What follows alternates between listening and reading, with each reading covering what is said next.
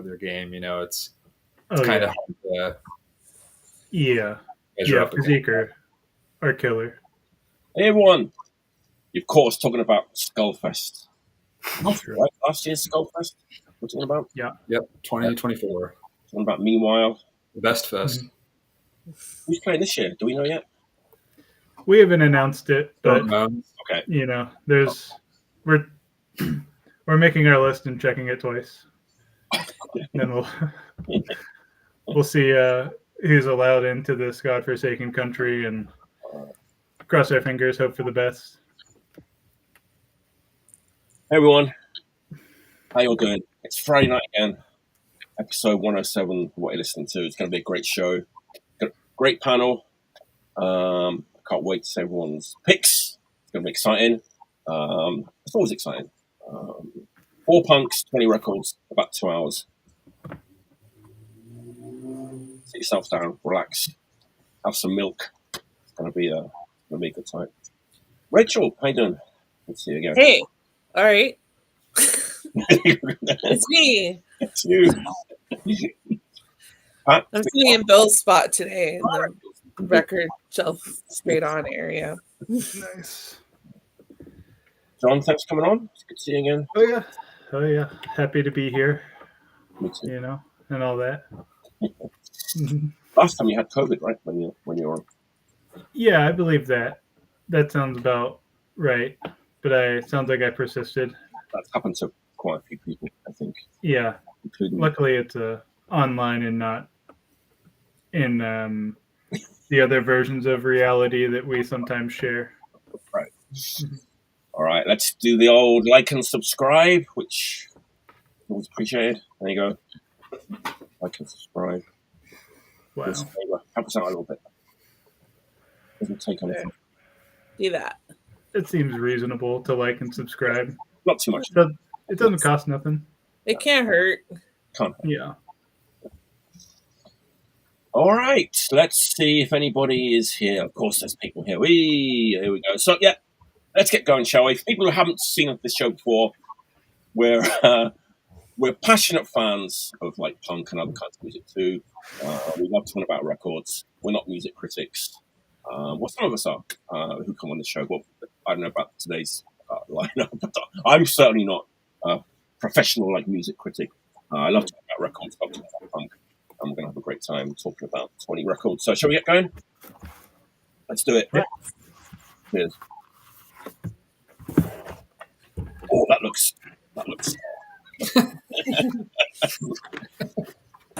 So, I don't know if anyone's noticed, but every week before about 2 hours before we go live, I take a screenshot me here in the studio holding a record and put it on, the social media and say, hey, we're going live in 2 hours.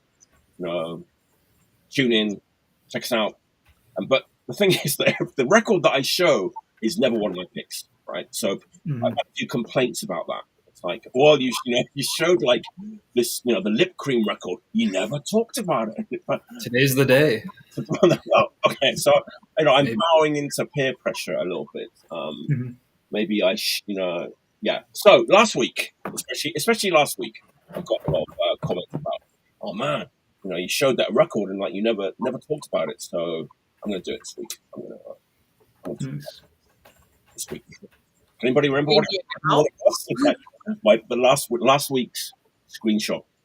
It's a compilation album that only came out on cassette tape in 1982. And it got a lot of love. The Punks, that compilation. Oh, good guess. It's North American bands. No Core? Exclusively. That's a good guess as well. That's good. So I was trying to think of other ones besides this. That was a good example, actually. But, was this one? It was, like I said, tape only. Charred remains. There you go. Wow. There you go. Charred remains. And people were like loving the picture, and then of course I never talked about it on the show. So I thought, why not give it a go this week? But you know what? Compilations are kind of tough to talk about. It's like, you're going to talk about every band. This compilation has a lot of bands on it. Well, let's get going. Let's start with So let's check who's on this.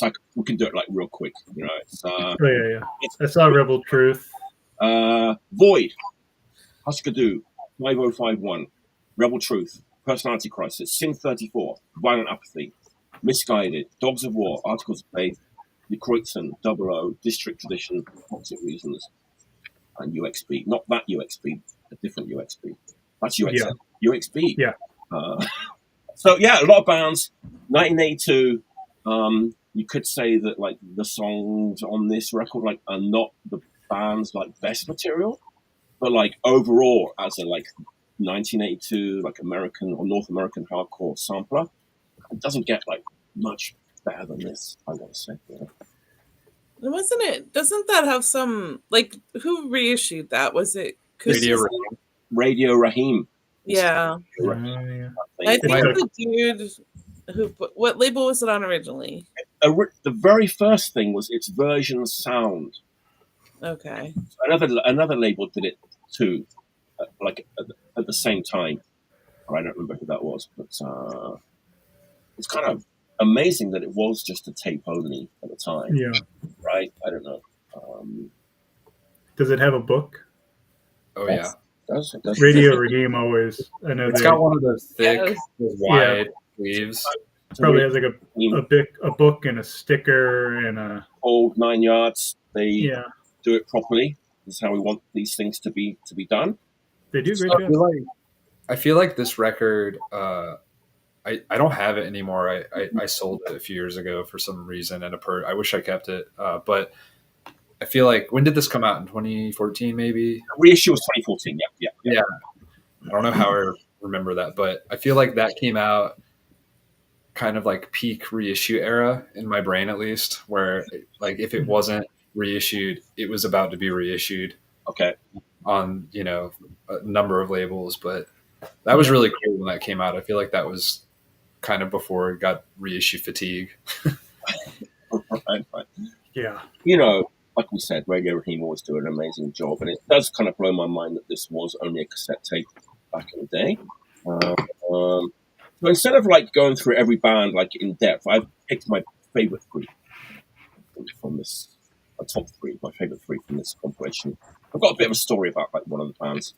Coming in at number 3 is Rebel Truth. Mm-hmm. I love Rebel Truth, and I've got a bit of a story. Like back in about, it would have been probably like 1983 in England, the place where we were living. A couple of women arrived at the squat we were living in, and they were from America. In fact, they might have been Maximum Rock and Roll radio DJs, or at least they had the tapes with them.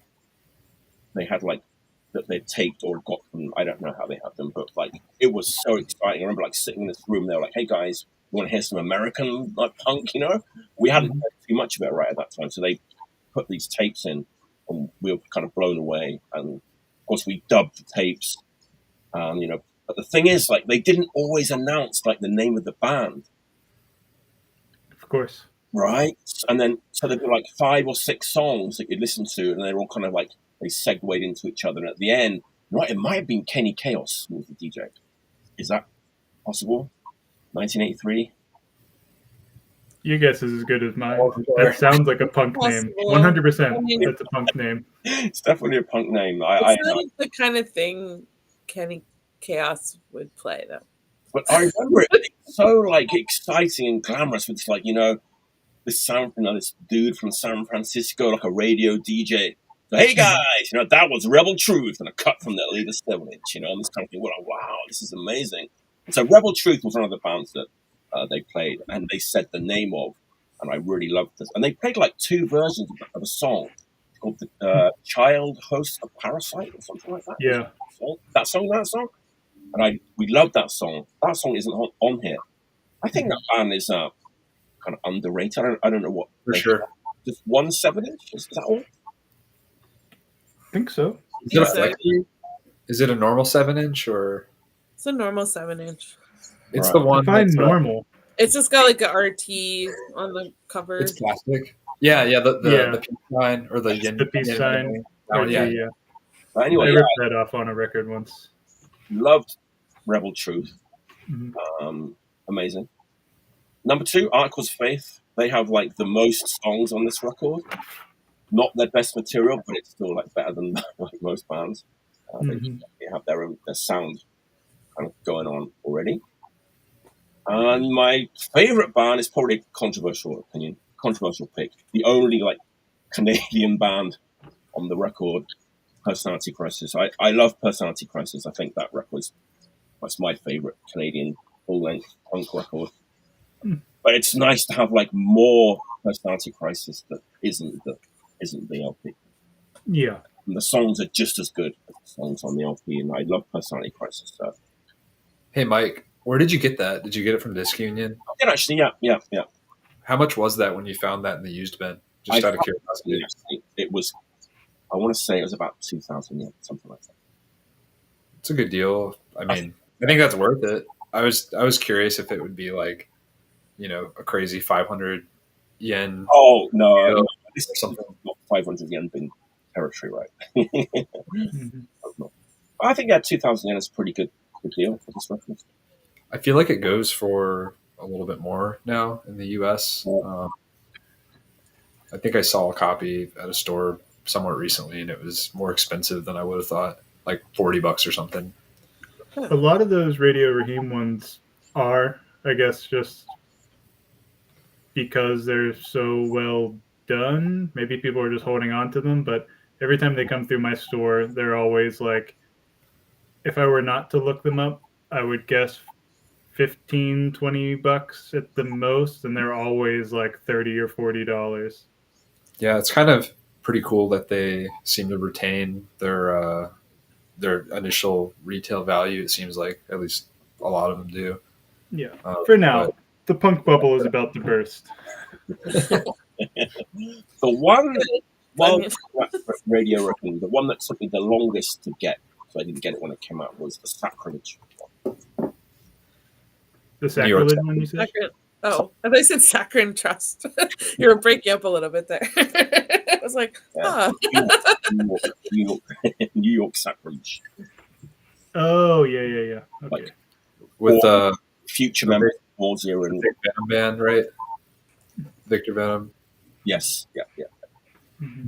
That's a kind of popular one here, I think. People are that's the very. Did they just like the name Sacrilege? They're like, oh, it's Sacrilege. I just think it's like it's future members of Nausea, and it's kind of like American DB big stuff, which is there isn't too much of that stuff, right? From those guys, so it's pretty interesting. All right, that's my first pick, compilation record. Nice, one of the best from North America, I will say, of that era. Certainly a good one. I have that one. I have this record too. I'm just gonna show it. I'm gonna get a bit crusty in a minute, but not now.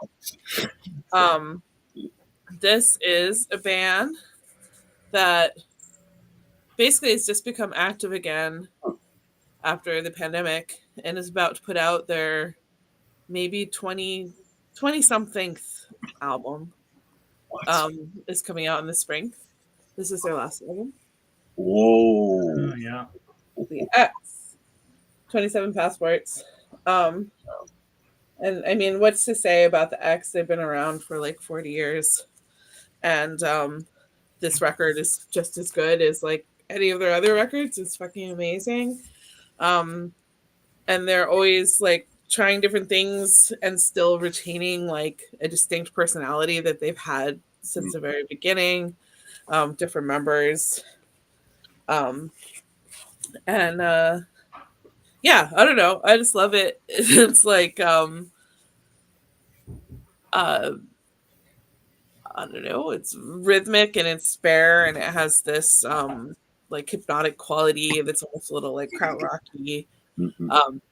They almost operate like a quartet, not a band, like they have this like kind of contemporary classical, like their music is not classical music, but they have this like the way that they operate together and play together as a unit is just really interesting and not like anything else I've ever heard.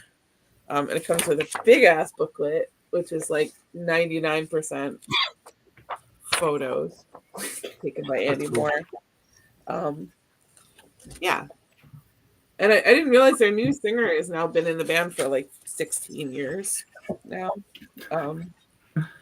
And I hope they're going to tour because I've missed them like probably 5 times for various reasons. I've seen, like, I think I saw every Fugazi tour that they opened on, which was several of them, but I never like got there in time to see the X. And then Bill and I went to the Touch and Go. It was like 25th anniversary show where they played. It was like 2 stages and Negative. It was like the first time that Negative Approach reunited. And Bill very clearly remembers seeing them. I have no memory. So I think I don't see how it's possible that I saw them, but I have absolutely no memory of seeing them at that. So yeah, I'm hoping I can catch them this time around. I hope so too. Yeah, and the new album sounds like it's going to be just as good as anything else. Yeah. I'm not familiar with that album of theirs, but oh really? I got something to listen to. Yeah. Yeah, it's really good. I mean, it's not like it's not too different from what they've been doing like in like this century, you know. But they are like I said, they're always like changing a little bit. They spent a lot of time like in Ethiopia and working with a lot of like Ethiopian musicians, like in between like their last like full out that like this came out in 2018. I put this sleeve on it.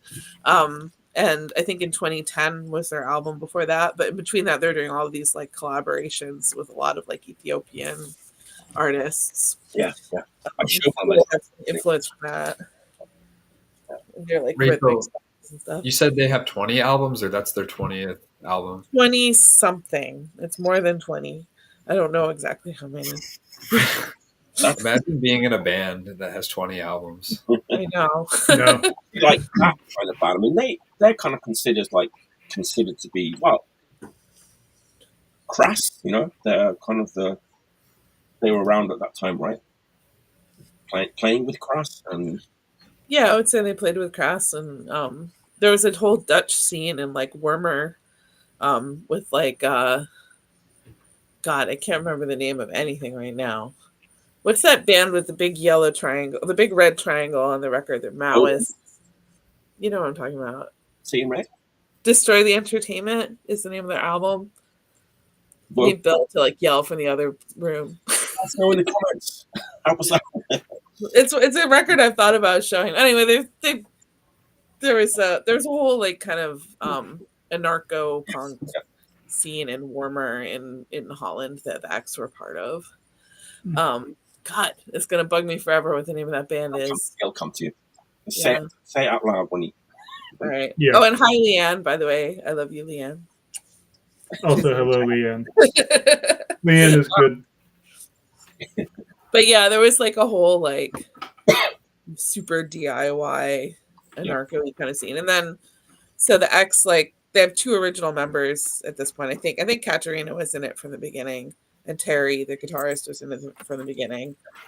And then in the 90s, like a very early 90s, Andy Moore from Dogface Herman joined, and he's still in the band.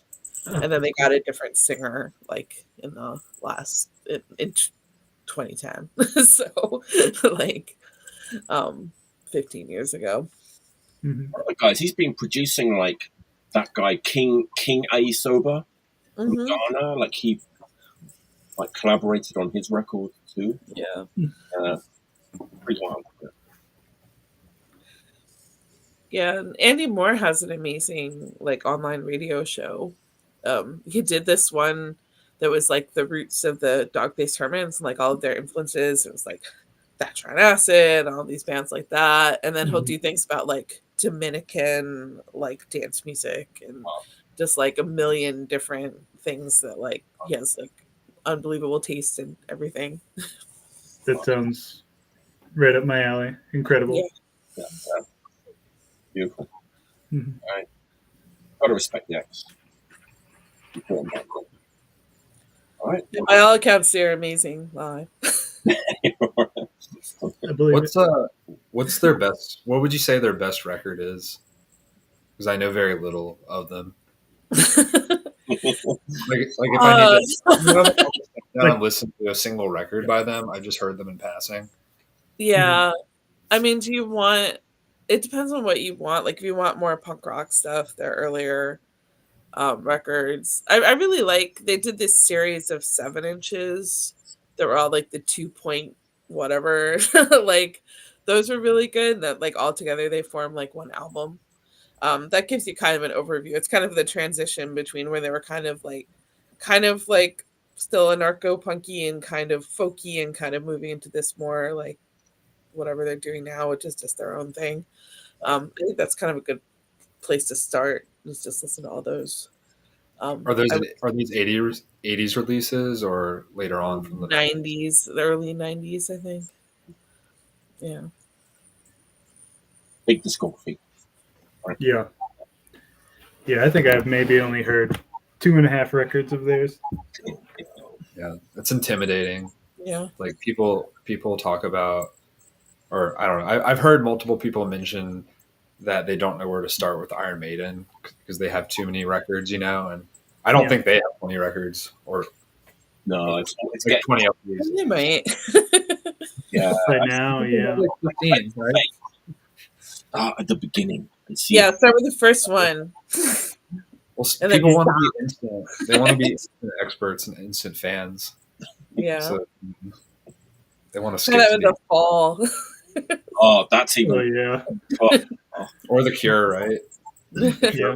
Records. All right, Patrick, what's your first one? So a couple days ago, I go into one of my local record stores.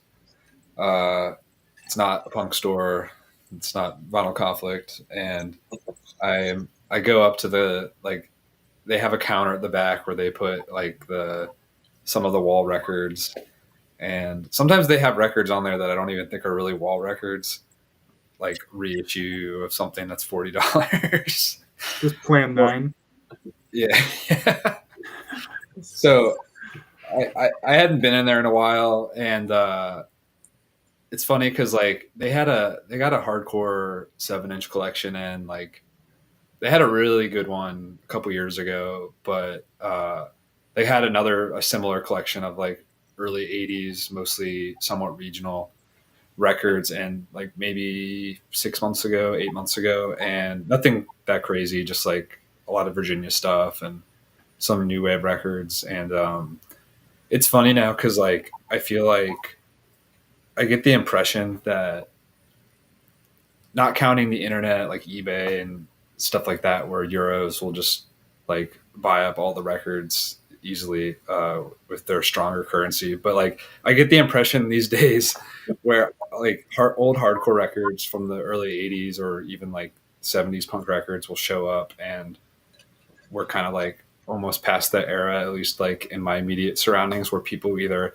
have the record, like the 100 people in Virginia or Richmond that want like Richmond hardcore records or regional hardcore records either have them or they just don't care anymore. So they'll like get stuff in, and it'll often just like sit there. Like they've had like all the Virginia hardcore, like Richmond, Central Virginia hardcore records on the wall, like the Graven Image 7-inch, and it's just been sitting there for, I don't know, like months and months. And anyway, I go in the other day and I see that they have a copy of this record on the wall, which I didn't have. So, Oh, shit. Second United Mutation. Great record. Oh, wow. So this isn't my pick, but this copy I just because I didn't have this, and I was like,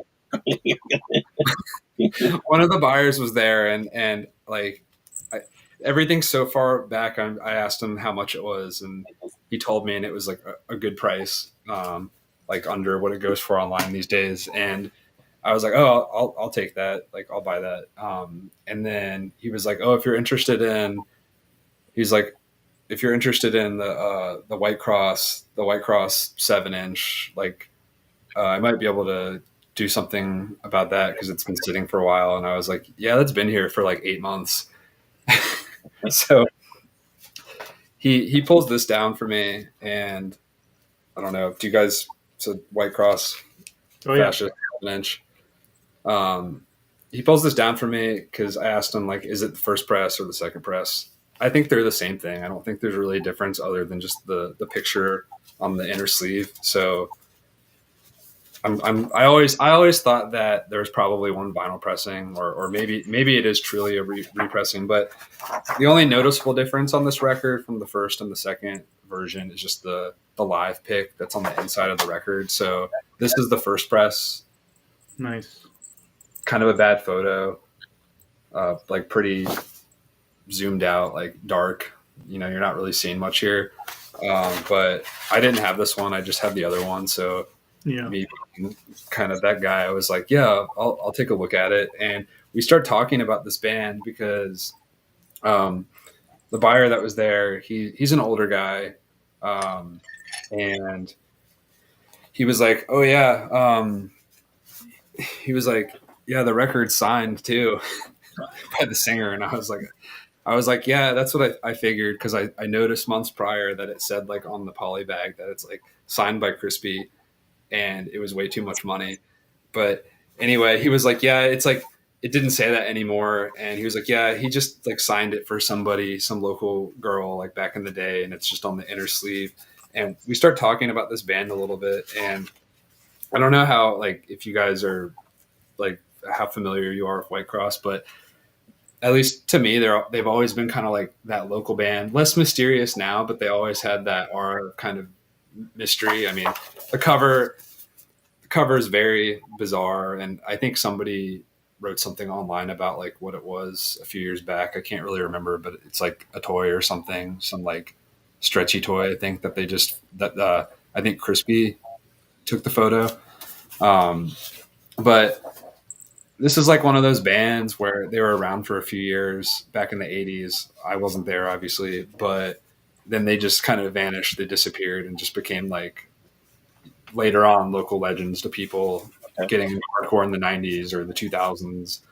And I'm talking to the guy at the record store, and I was looking in the record, and he just mentioned to me that, so how the record is credited is it says recorded live in Studio 2, Union Theological Seminary, 1982. I don't know if it's like right around here, but he was like, yeah, they actually recorded that record. I never noticed this, but apparently they recorded this at a seminary like a couple miles away, where they had a recording studio. And I don't remember what he said now, but I think Red Cross also recorded there, that pre-White Cross band, as well as maybe Graven Image, but I guess a few different bands recorded there. But I just thought it was funny. I never knew that.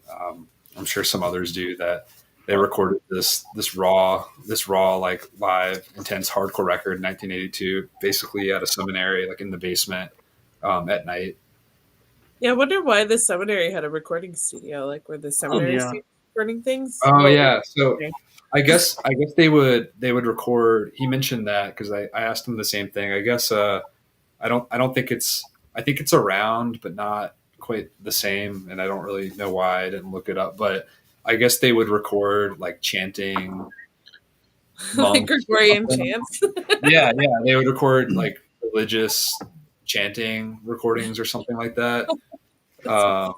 So that's why that existed, and I don't really quite know the connection, but I don't know. I'm sure they had a friend or one of the guys in the band had an in. So just kind of one of those cool little bits of lore that I never knew about Richmond's earliest raw hardcore band. Yeah. But nice. Did Mark do a reissue of White Cross reissue last year? The year before? I believe it's still in the works. Okay. So for those that don't know, the guitar player, Mikey Rodriguez, he passed away a few years ago, maybe 5 years ago. Mm-hmm. So I think I know he's still doing it, but I think that might have had some type of like slow down in Yeah. that review, but Yeah, that'll be interesting. I don't think I'm talking out of turn with that. I think that was announced that it was happening or going to happen or something. Yeah, that was announced a long time ago, like 10 years ago, I think, when he initially kind of teased it or I began that project. Yeah, I remember seeing something last year. Maybe it might have been like an Instagram picture of someone going through original flyers or something. It might not even been Mark. It might have been Brian Baines. Going through flyers or pictures. They came into some flyers last year. Brian did. And I think Mark was involved in that too. But I think some old scenester passed away, if I'm remembering right, and they had a flyer for like almost everything that like at least the shows that they went to, which was a lot from the early '80s. I think through the '90s, but.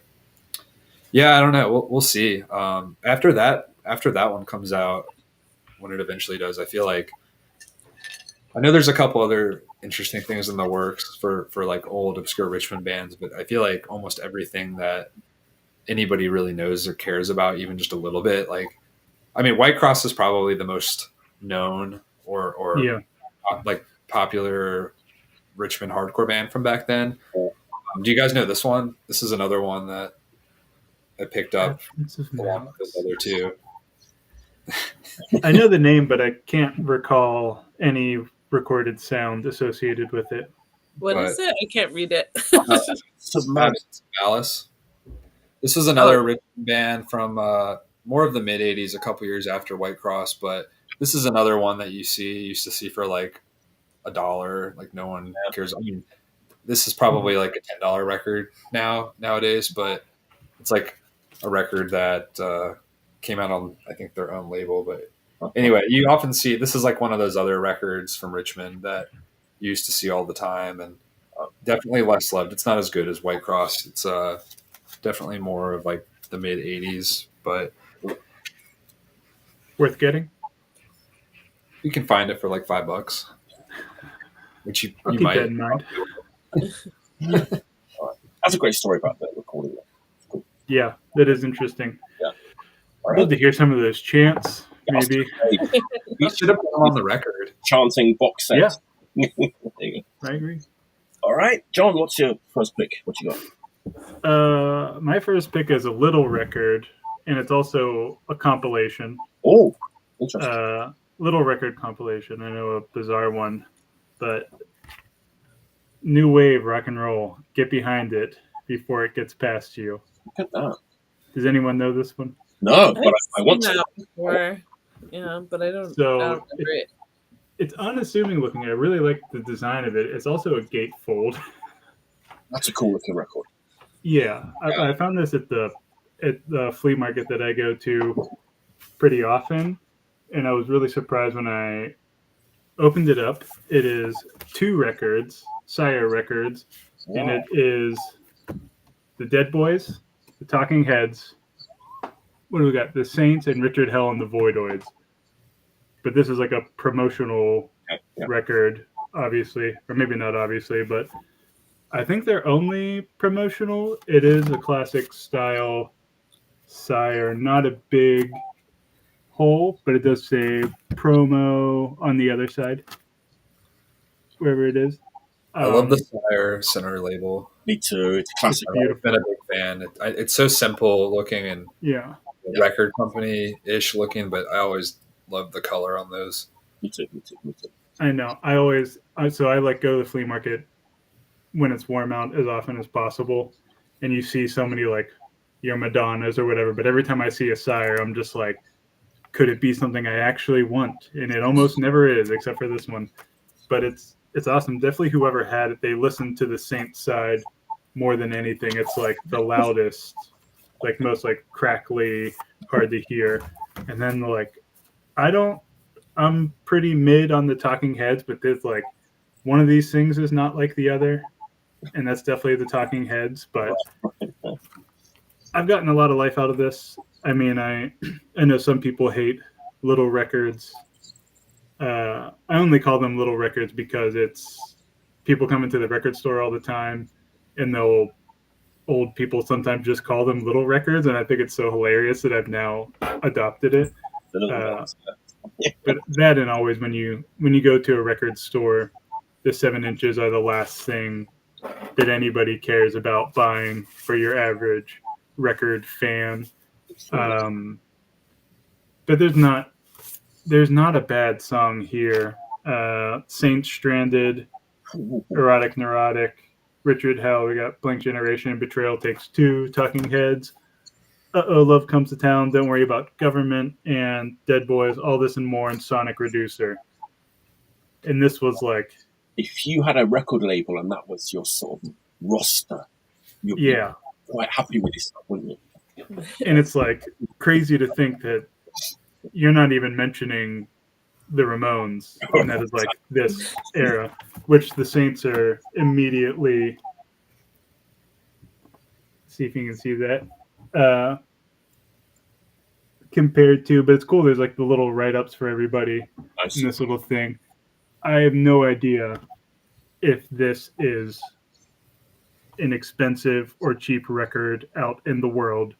It was $1 when I got it. The flea market kind of sucks now because every 45's little records are all...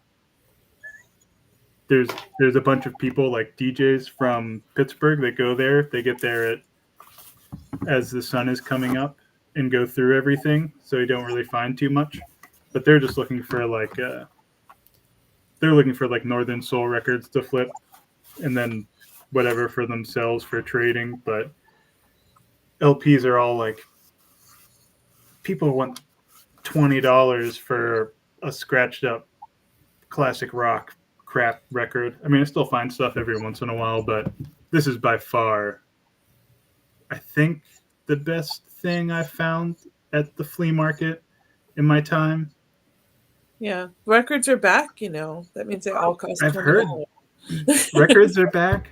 Did you hear about cassettes? Cassettes are coming back, from what I've heard. From what I've heard, when people come into the record store and they're like, "You have cassettes?" They're like, I heard these are coming back. I was like, for some of us, they never went away. People used to come in the record store and people like, people buy these? I'm like, yeah. No, we put them here and we put a price on them, but no one ever buys them. They're for display only. Yeah. Yeah. I mean, imagine when... this is a bit of an aside. Well, not really. It's about cassettes. Tony Pence from Celebrate the Summer. I don't know if you've seen it. He has a cassette like vending machine in the store. It's amazing. It's on his Instagram. It's like a vending machine, but it's like, you know, as you would buy drinks from, but it's like and you can use your credit card, and the bottom is covered in foam, so the case doesn't get cracked when it drops. Oh yeah, I love that idea. It's great. Are they all the same price? I don't think so. No, I'm not sure. I can't speak. Like, are they all $5 or something? It's probably a thing like when you go to a chip machine, you got to press like K, yes, and then it pops up with the price. You know what I mean? I'll ask him. So I thought it was so cool. Such a good idea. So cool. So maybe there's a Charred remains in there for $100. A low price of $100. What a steal! Yeah. Oh, the thing about Charred remains that I was trying to remember that Bill reminded me on my phone is that Bob Moore, who lived in Western Mass, which is what I was trying to make that connection, who at the time lived in the Midwest, put that out. And he also put out the Detroits and Cows and Beer 7-inch. Oh. Because he's he's a weird dude. I remember something too. I remember my least favorite band on this record was the aforementioned UXB. It's the last song on the record. That was that guy, the Reverend Norb, was his band. He was in that band? Yeah. In Green Bay? Him from Maximum Rock and Roll. He was like sort of... quite a track record, that guy. The sort of Ben Weasel, kind of like leather jacket punk kind of guy in the 80s, right from Maximum Rock and Roll. Anyway. All right. I will say he's the guy who made me feel okay about liking the Ohio Express when I was a teenager. And liking there you go. So... by reading him, I didn't know him. Just reading his column in Max Rock. Yeah. Anyway. That's connection. I've got a Dutch punk record. I have a Dutch punk record too. Another one. Yeah. Oh, and Rondos was the band I was trying to The Rondos. Vogos, which is another completely different band from Belgium. But anyway, let me kind of set the scene with this one. I think this is kind of an interesting. It's not that interesting, but it's kind of funny. So, like in the early '90s, we were living in this like punk squat in England. You know, it's like there was a guy who was in the Amoebics lived there, and some people who would be in Chaos UK like later. It's kind of crusty. There was no like running water. We didn't take baths. There was like rats running around. It was absolutely disgusting, actually. But people might think, well, what kind of records were they listening to? I remembered exactly what the most popular records were in that house, and it's kind of funny. The first Down by Law record, Dave Smalley's band. We loved that record. We used to put on a Friday night and get drunk to it before we went to the pub. Loved that one. The first Face to Face album. It's like these punks with like spiked hair and leather jackets, like sat there listening to the first Face to Face record. The Freeze. Obviously, everyone loves the Freeze. That's like yeah. I was trying to see if I could reach the Freeze. I saw you talking about it. Down by Law, Face to Face. That's fine, but the Freeze. That's what else? Of course, the Epitaph stuff of the era. People forget that the Epitaph stuff from that era was pretty great. And think about it, we were not like these records were not kind of like our gateway records into punk. We were already kind of old, we've been into punk since 82, 83. We liked those records as punks, we liked Barrett, we liked Face to Face, and we liked Down by Law. What's my point? And my point here is that this record, if that had have come out in 91, 92, would have been on that list of records we would have listened to in that squat. It didn't. It came out in 96. I'd already gotten married and my daughter was born in 96. So I'd moved on. I'd stepped up in life. But anyway, that's record on a German label. And it's definitely, talking about records with a great cover, like the one that John just showed, this one doesn't have a great cover. Some people might like it. It's definitely someone just got a computer at the house. Let's try and use it to make a record cover. What about Bambix? Not the Amoebics, but Bambix. Never heard of it. That's either. A great artifact. Great. Put a lizard on it. Put a lizard on it. Put a bearded dragon on it. Yellow font. Use a font. Yeah. Crossing common borders. But you know what it is? Back then we would just say melodic hardcore. We love melodic hardcore, and this is a melodic hardcore record from like 1996. The singer, her name is Vilja van Hout, has one of those like top level voices that is kind of just very distinctive. She has like this kind of like almost funky, like lilt to her voice. Yeah, it's amazing. But it's funny because it is from Nijmegen in Holland. So even though it's like this kind of very melodic hardcore, it still has that, this kind of could be on Epitaph, but it might have been made in like a Dutch squat by like punk squatters. It kind of has that. You know what I mean? It's kind of like Accidente and bands like that who are like very commercial and could be on Epitaph, but they have that sort of political. It's like that. Who put it out? This record is on Born to Booze Records from Germany, but it was on a couple of other labels too at the time. Just a classic of like this melodic hardcore, anthemic melodic hardcore. Mike, is there a band picture on the back of this record? No. I bet these guys look cool. Probably. I can imagine them looking very cool. I've seen videos of them. The singer is definitely cool. She's punk as well. And it comes across in the vocals. It's such a great attitude. But they have I like this style actually. My favorite band, Personality Crisis, does this. They have the mid-paced song, then they have the faster one. Mid-paced, faster one. I love that format. It works really well. Yeah.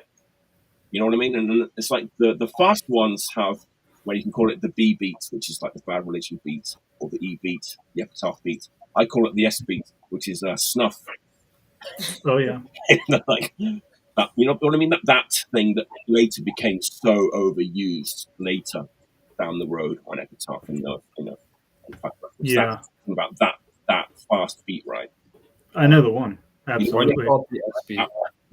It's in here, but we hadn't got tired of it yet at that point. So I would flip right past that in any record store, in any town, I think you would, in the yes. whole world. I think you would. Don't do it if you see it next time. Well, now I know. Yeah. Yeah, it's very much of its time, you know. Well, that's got to be a 500 yen, 300 yen. Shouldn't be though. If we're talking about like quality of music, this should be like $1,000, you know. Oh yeah. I know what you mean. But yeah, they've got some more records out. I haven't, but I remember this band from then, and I saw it. I was like, man, the Bambix. I hadn't kind of thought about this band for a while. I'm going to buy this, and yeah, I wasn't disappointed. When did it? You say that came out in '96? 96, yeah. Okay. And later on, you'll like this or not. They kind of put out records on Go-Kart Records. Oh yeah, I remember that. I had go-kart comps when I was Yeah. a kid. Yeah, like that. It totally. They kind of you know that band Funeral Oration, Dutch band.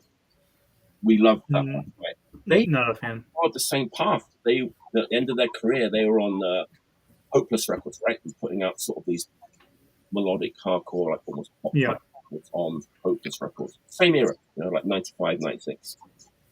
I have a soft spot for the melodic hardcore. Growing up, I have a older brother who's probably like 8 years older or so, who was a skateboarder. So like that mid 90s 411 video magazine, it was so full of all of those Epitaph bands, Hopeless, Go-Kart, all those things. But I still, sometimes in the morning, I will listen to Bad Religion, No Control when I'm working out. It's just like a part of my childhood that's just so seared in there. Those songs are super short. They're catchy. It's, you know. People sort of not forget, but it's like, it was a bit different back then, like in 91, 92. Everyone had stuff man back then.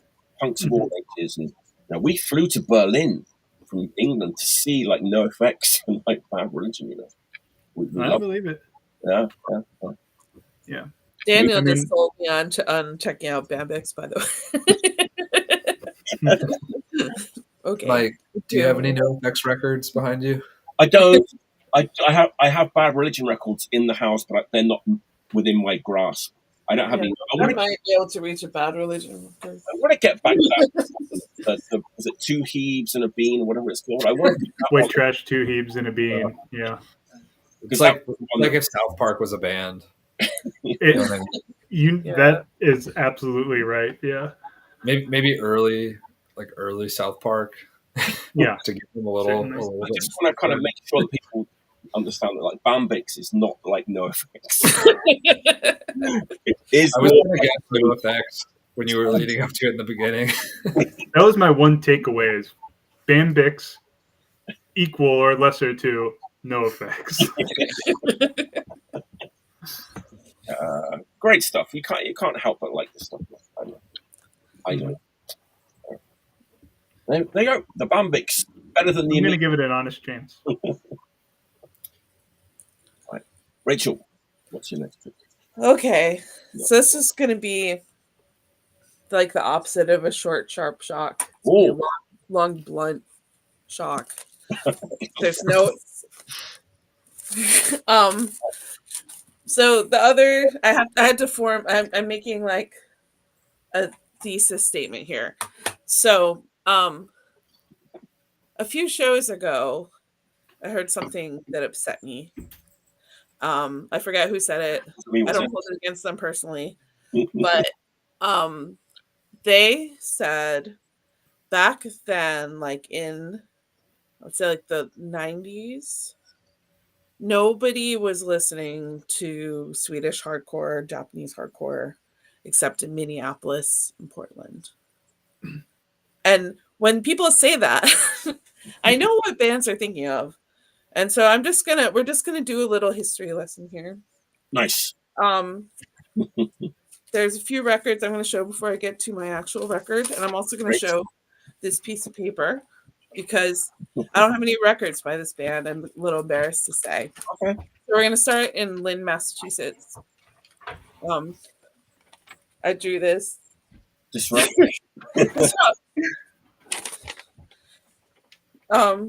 Joe Rizzi was in Disrupt. When he left the band, most of the members went on to form the band Grief. They were listening to Swedish hardcore, okay? They were also listening to, what the hell is the band called? Phil told me to write it down. Atrocity. Heavy metal band from town in Connecticut called Torrington. And Torrington, well, crap, did I grab the Torrington record? Hold on. Torrington, a town so storied and important in the history of American crust that Will Dandy and Megan Minier from Ampere and whatever the band Will was in started a band called Torrington which is in the style of Connecticut crust. And we're going to talk about Connecticut crust now. So while Disrupt was going in Massachusetts, way up in the wilds of Northwest Connecticut, which is where I am from. I'm from a town called Barkhamsted. I actually had like a negotiation going with the president of the Barkhamsted Lions Club in the last couple of weeks, trying to get her to deliver a t-shirt to my dad that I was going to wear tonight. My town of Barkhamsted. They had these shirts when I was a kid there in the 80s. Wow. And I always thought it was the most hilarious shirt because it's like, well, what is notable about Barkhamsted? Like, what does anybody know about Barkhamsted, Connecticut? There's a dam. Most of the town is under like the reservoir now. They like put most of the town under the reservoir. But what the t-shirts for the town say is Barkhamsted is here. That's where it is. You probably didn't know. That's where it is. That's all you really need to know about Barkhamsted. There's no stoplight town. Very small town. But Roach lived there. Roach was in a little band. Someone showed this record before, Deformed Conscience. Okay. And who else? Oh no, I need to look at my notes. So Roach was also in this band called Sasquatch. Yeah. With Jen, who was in React. There you go. And also a guy named Bracken. Bracken worked at the Finest in Winsted, Connecticut. He had a giant mohawk. He had to wear it down at work. He had like non-leather, like big boots. And when I was like 13 years old, I was like, I need to talk to that guy. That guy knows about punk. I need to learn about where the punks are, what they're doing. And I would like wear my Misfit shirt to the Finest and be like, excuse me, the like bubblegum machine is broken. Can you look at it? And like hope you would tell me about punk. But like to his credit, I was 13. He did not really talk to me. But so that's Bracken. He was in Sasquatch. I'm leading up to a band that most people will probably guess where I'm going with that.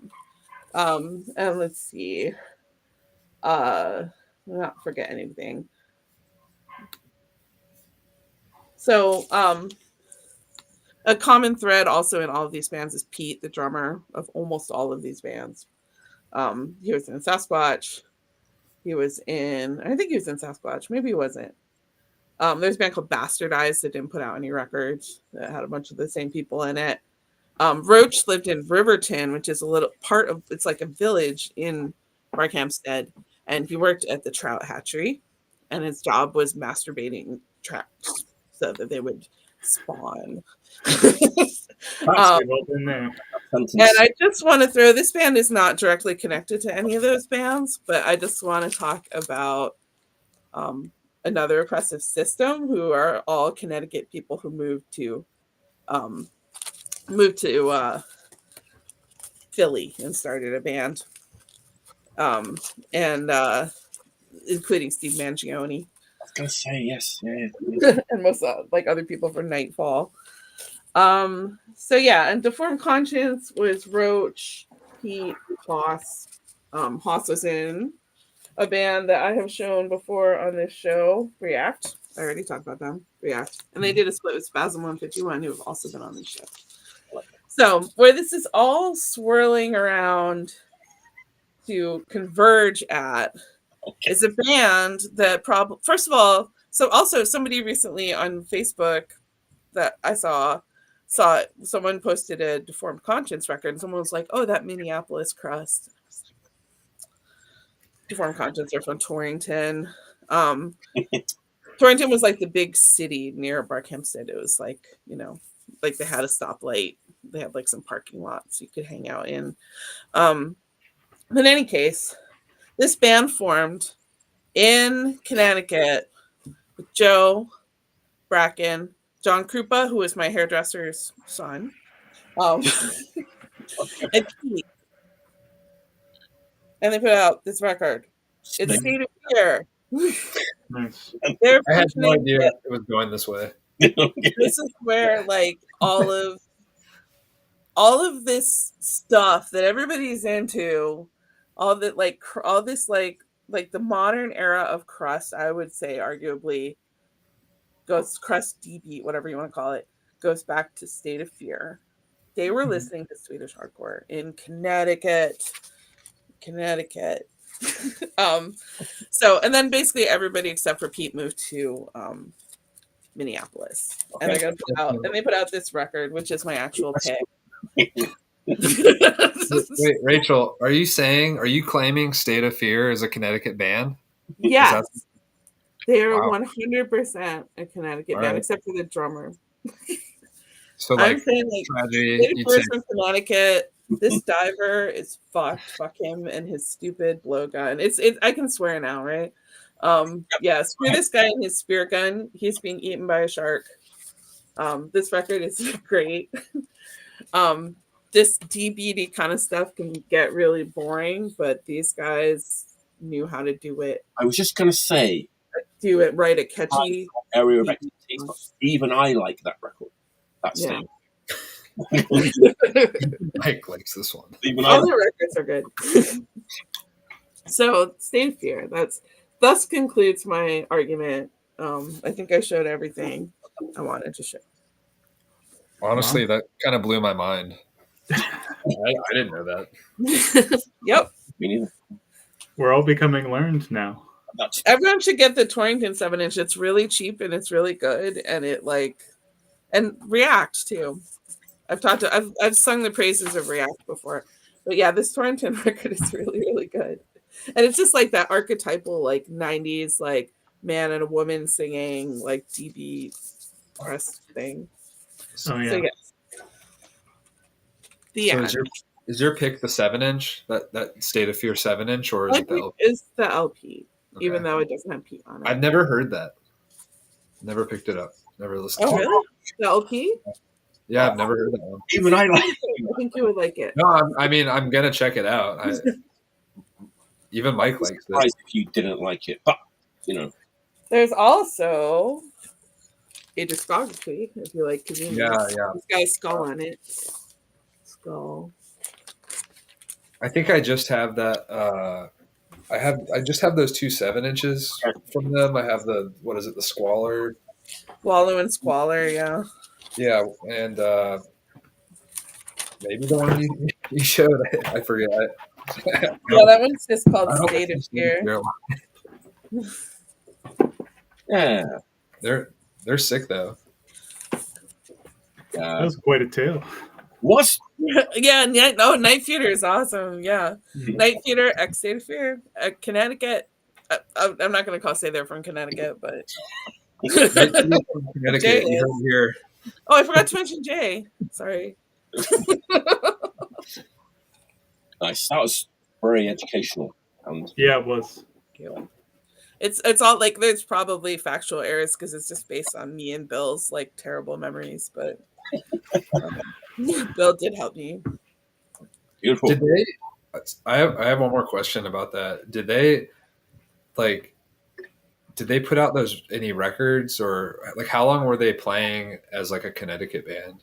Was The it a first while? 7-inch it was like, I mean, it wasn't that long. Like, they were kind of not necessarily living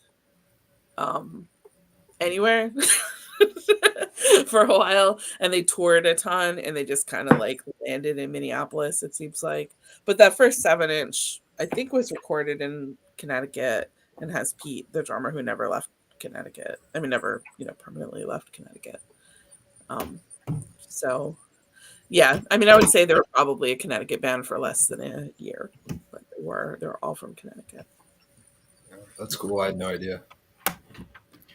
Me either. That was a welcomed history lesson. Jay was in. I said Joe was in Disrupt. Jay was in as well. All right, Matt, what's your? So I was thinking about this earlier in terms of bands of many different lineups. You know how bands from the 70s or even I guess the 60s, but like rock bands like Deep Purple, they're known for like there's like Mark 1 lineup, Mark 2. There's like 5 different eras, like sort of distinct. I mean, I would argue there's like at least 4 different distinct eras of Deep Purple. Yeah, absolutely. Yeah. I guess like maybe you'd count the last 20 years as like maybe like the 5th era or something. But anyway, like bands like Deep Purple, they're like known for these different lineups or these like distinct different records where like people come and then like this guy enters, right, and it changes the sound a little bit, or they do like Black Sabbath is another example, right, where Black Sabbath has like they have more lineups, but like they probably have 7 distinct eras of Black Sabbath if you think about like the full catalog and just like time as a band when they played. But I guess I want to ask you guys, are there any punk bands that you can think of that you would say, I know maybe you haven't thought about this before because it's like punk music, why would you? But are there any punk bands that like when you think about it that come to mind where you'd say like, oh yeah, like this band has like the Mark II or Mark III era? I mean, the Misfits. Yeah, Chumbawamba's a good one. Wait, what was that, Rachel? Chumbawamba. Chumbawamba. Oh, okay. Yeah. That's a good one. Chumbawamba, Misfits, Sex Pistols, SSD. I mean, all the bands like TSOL, or went goth. I'm looking at you, Mike. This one's close to home for you. Or England? No, home. Yeah, Bad Religion. Home. Virgin. Virgin Records. All right, so I'm assuming everybody likes this band. Maybe not, but this is like, all right, Chaos UK. I was gonna say. Oh yeah. 100% 2 fingers in the air. Like when you think about Chaos UK, like at least how I think about it, there's like 4 or 5 distinct eras of this band. Yeah. Because when you talk about, in my experience, when I brought up this record, half the people that I know are like, "What are you talking about?" Like they're like, "Oh, I've seen that, I've never heard it," type of thing. I mean, and then there's those that love this, but if you think about Chaos UK, like they had like the Simon era. Yes, the single era. Yeah. And then I think about the Blue Album as being the Mark II era. Very short-lived, but like the Chaos album era. And then Mower comes in, right, for like 2 or maybe at least 2 LPs and some singles. And then we get this. We get this classic. We get the just straight up street punk, basically. Yeah. Like this isn't the Blue Album. This isn't even Short Shock or the Sodbury tapes. Like this isn't I don't know. This is distinctly different than the three eras before it. You know, This is those guys thinking that sort of hardcore punk has been overtaken by metal, and we got to take it back to the roots, you know, back to '77 and start doing like covers and and like punk it up and be like the Partisans in like, but it's like 1990, whatever, 1998 or whatever, 2000 or whatever year was when all this. this one, I think this one came out in '93.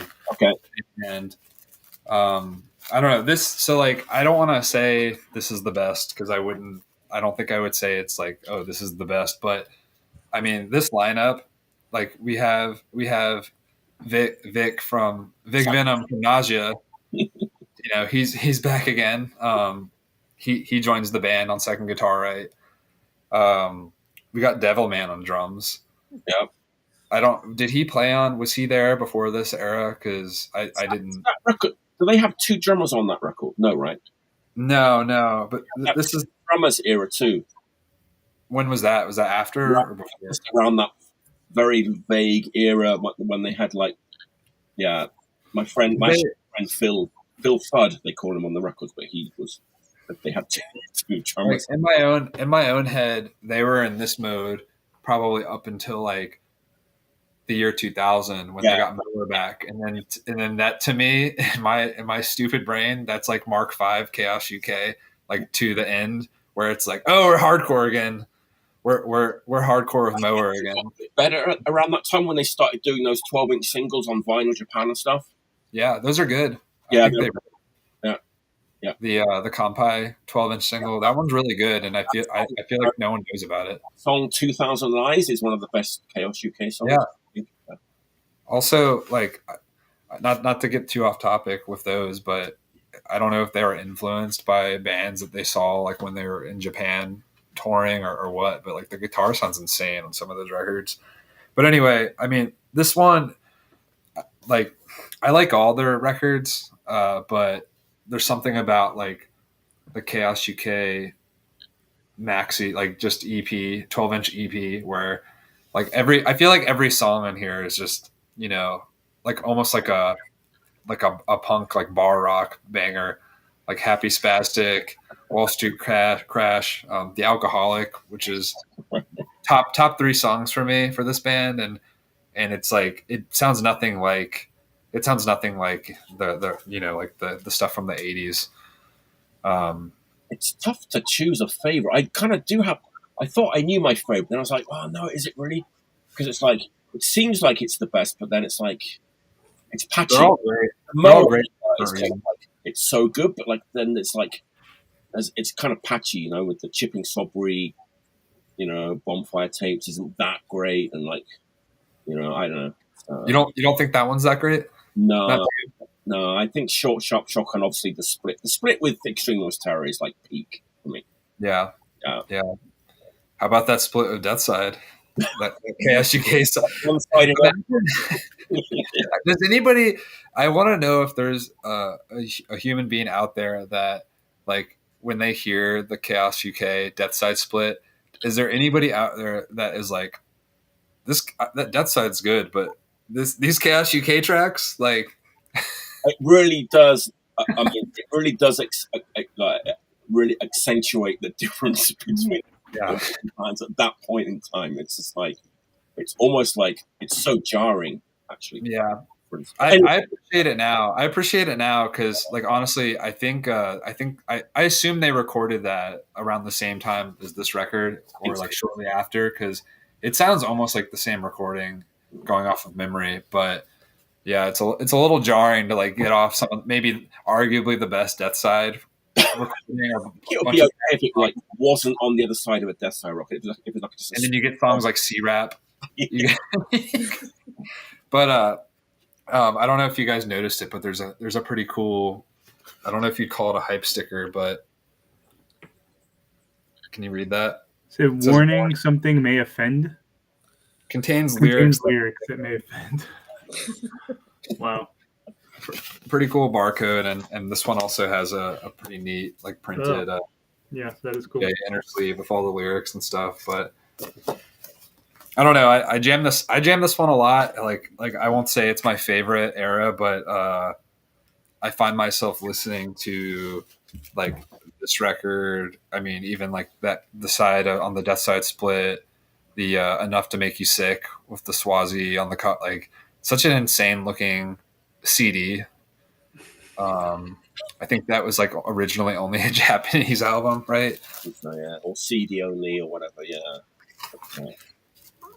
It's like I feel like this era also you could say that it like it began the era of the off like so awful that it's good GABA artwork, you know, that it would just continue to escalate and like looking like that Compi EP and those FUK records, just like just like I just got an Apple computer. Oh yeah, And whatever like Apple design program at the time. Yeah, Bambix influence. Work. Yeah, Deep Purple Mark III is my favorite. Anyway, It's a good one. all right, John. What's your... okay. I am not going to be as smart or historic with my local pick as Rachel was, but this is a record that I very much love from Pittsburgh that came out. I don't think there's a date on this one. This had to have come out probably 2009 or 10.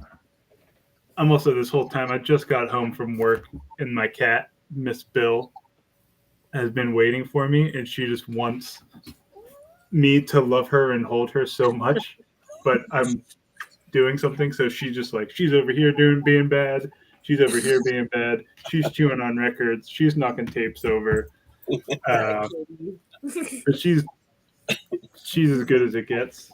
She's the princess. But this must have came out 15 years ago. This is Slices. This is their first 7-inch, I think. They did 2 LPs on Iron Lung, which are good. The first one especially. But this is, I think, a banger through and through. 4 songs. It's short. It's 45, as every 7-inch should be. I totally forgot to mention that this record from earlier is 33, and it sounds is not the fidelity that you want to be hearing these bands with, but you know, every song on this is classic, and I think this is, they have like the bass player and the guitar player are brothers, and the bass player is also into noise music, and there's just a hint of it in there. It's like not overbearing, it's not overdone, it's tasteful, it adds to the feedback, and these songs are just so simple, but not like too simple. It's just like great to the point, sort of mid-paced hardcore, sort of like, I don't know what to compare it to. I think I'm too close to it to really compare it to anything. SST bands, maybe. The what? Like old SST bands, maybe. Like yeah, it is kind of like I that. remember them like, being like one of those. I don't know. It doesn't sound like later Black Flag, but no, but it is like interesting and noisy. You can definitely tell. You can tell they met in college, but they're intellectuals, but they're punk. The drummer is a lawyer. Rock, yeah. Which I think you say adult rock. No, noise rock. Like yeah. It has that little elements of noise rock. There's like the last song is kind of plodding, but I mean, there's like, I think 2 of these songs are under a minute long, and it's just, I don't know. I love it so much. This will set you back maybe $3 or $4 if you find it. It might be the dollar bin of somewhere, but pick it up. I own 2 copies of it. It's a record where I had to own the blue and the black. Actually, I have a test press of it now that I think of it. If there was a thumb drive that had the original files for however this recorded it, I would have it too. just shoved in to the records, or like, you know, inside the sleeve. I don't even think it came with. Oh, there's lyrics, but yeah, and also terrible lyric sheet, handwritten, just like over pictures. Yeah, I guess those are your pictures of the band right there. There they are, brilliantly, and they were really good live. It was good and it was powerful.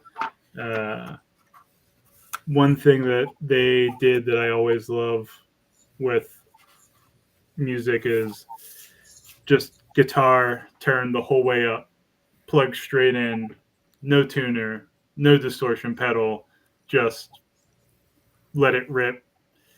You're playing your set so fast that there's no time to tune. You're not going to need to tune. If it's out of tune, that's fine because you're feeding back the whole time and it's noisy. And I don't like it when singers talk in between songs.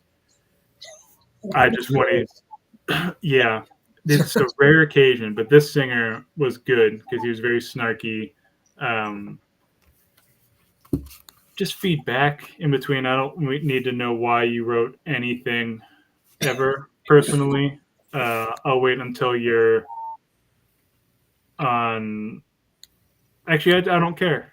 You can write a long post on Facebook about it, I guess, which is actually what Facebook is good for. I would definitely argue, quick side note, that Facebook is the best of any of the social medias because it doesn't make sense that people write the things they do and send them out into the public sphere. But more importantly, buy this record, listen to it. It might be on YouTube. I think it's on YouTube. Bare minimum, YouTube. But go buy it. It's cheap. It's probably in someone's cart on Discogs for 89 cents right now. So move quick, everyone. Move quick. That's all. That's all for slices. Beautiful. Yeah. My next pick is. I was segueing to you. It is my turn. You're right. It is my turn. Yeah. All right. Okay. Japan. I've got a Japanese record here. But it's not my pick. It's kind of a segue into my actual pick, but they are kind of connected. You'll see. So it was actually episode 38. I showed this record. Cast your minds back to episode 38. I was raving about these two records. That episode might have gone out in the summer, and I was playing these records to death. These two compilations, Nippon Girls, like Japanese pop, beat, and bossa nova, 1967 to 1969, Volume 1 and Volume 2. Just a great like snapshot of the swing 60s in Japan. Just like great 60s pop. I love those records. I said I love those records. They're amazing. It's just like so fun to listen to. You know, I'm familiar with some of this stuff. I mean, I have some of the actual 7-inch singles anyway that are on here. And some of the artists, some of the women on this compilation sort of became famous actors and TV personalities and TV presenters, this, that, and the other. But yeah, it's pretty cool. You know, it's 60s pop. A lot of like bossa nova influence in the Japanese stuff, which is cool. Just like super fun. You can't be in a bad mood when you listen to this stuff. It's so cool. And before we get to my actual pick, I don't want to compare them too much, but just in terms of like curation and presentation, these are so well done compared to the pick that I'm going to show. You know, it's like, you know, the gatefold sleeve. There's like pictures of every, the picture sleeves, 7 inches. There's like write-ups about every singer, bit of history. Really well done. Beautiful. You know, you've got that. Photos of all the picture sleeve singles. This one doesn't have any of that, but the music is just as good. And it's funny because I know nothing about this era of this country's music.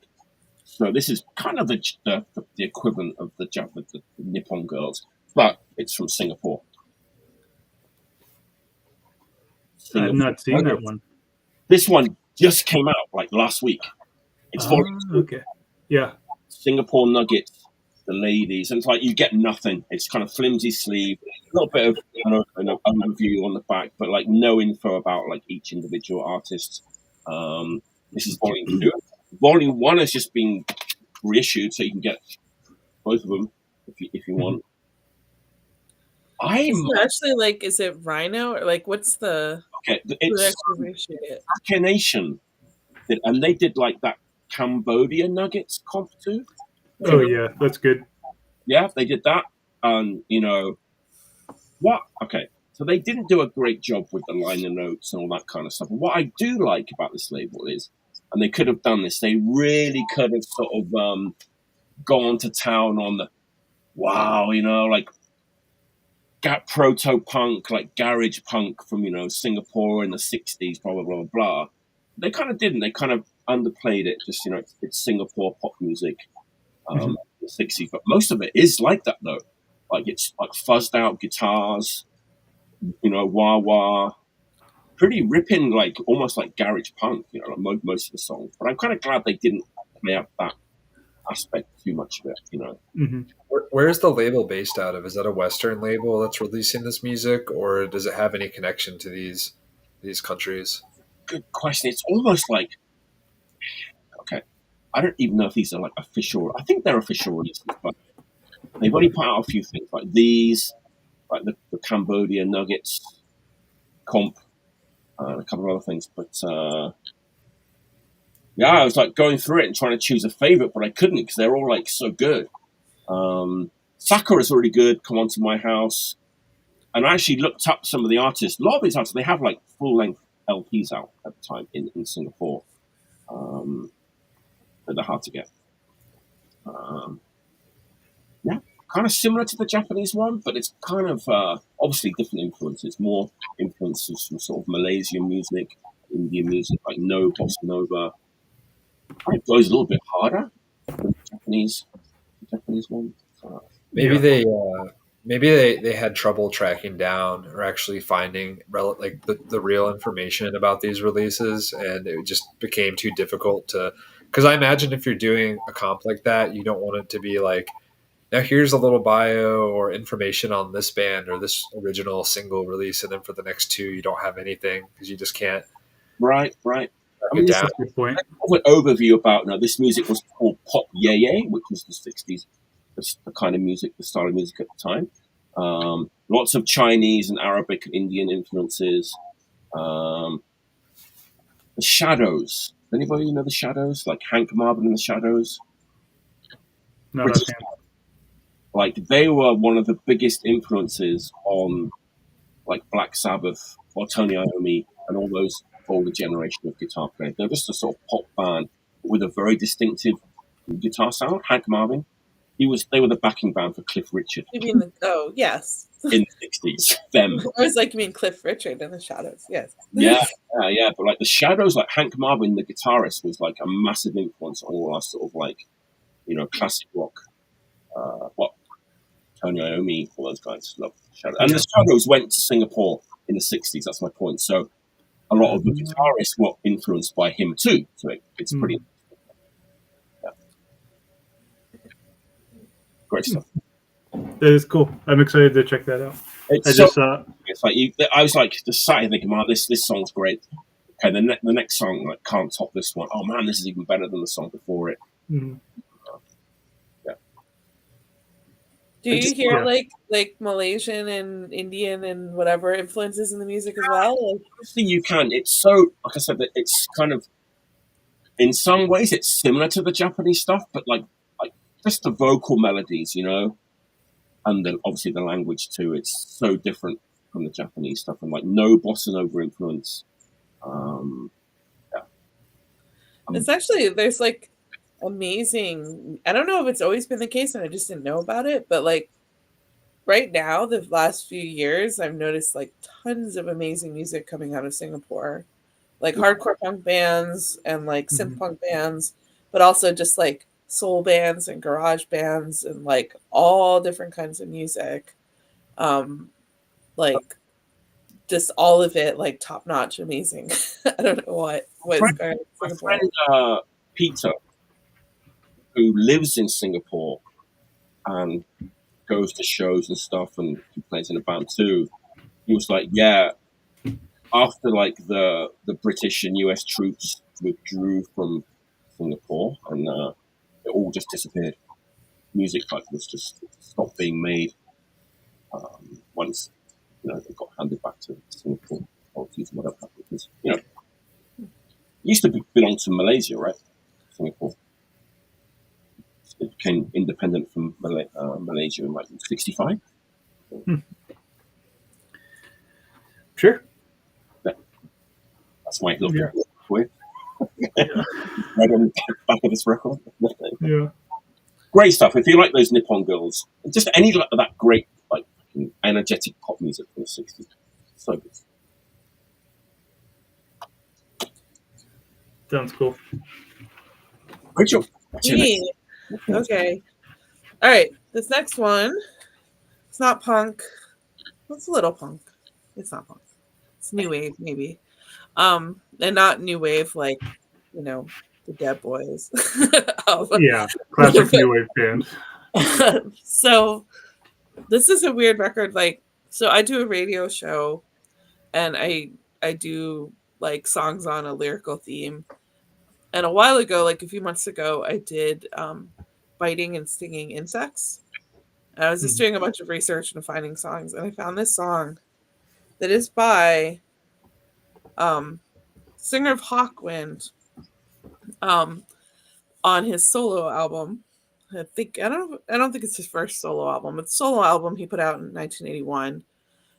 Basically he like got together with this band just called Bethnal, and they had like opened for Hawkwind, and they were kind of like a power pop band.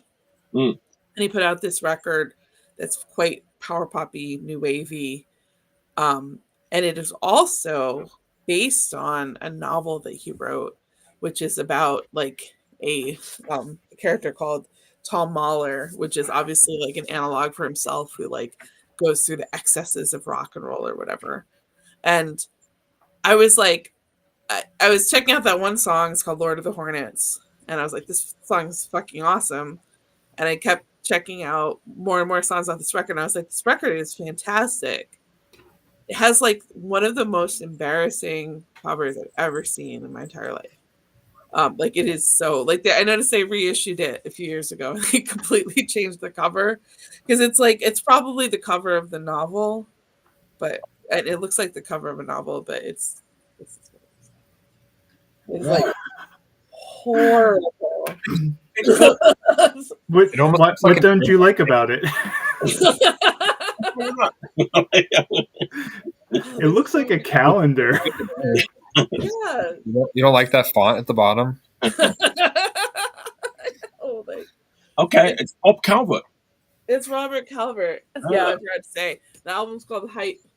And it's so good. Like, some of it is pretty power poppy. It definitely gets into like almost Devo-ish, like new wave. It's kind of like, it's Robert Calvert. He was in Hawkwind. Yeah. And he obviously was listening to like, fairly hip and trendy stuff for an older guy in 1981. And he's playing with this band that like I listened to Bethnal, and they are like, they're fine, they're good, decent power pop band.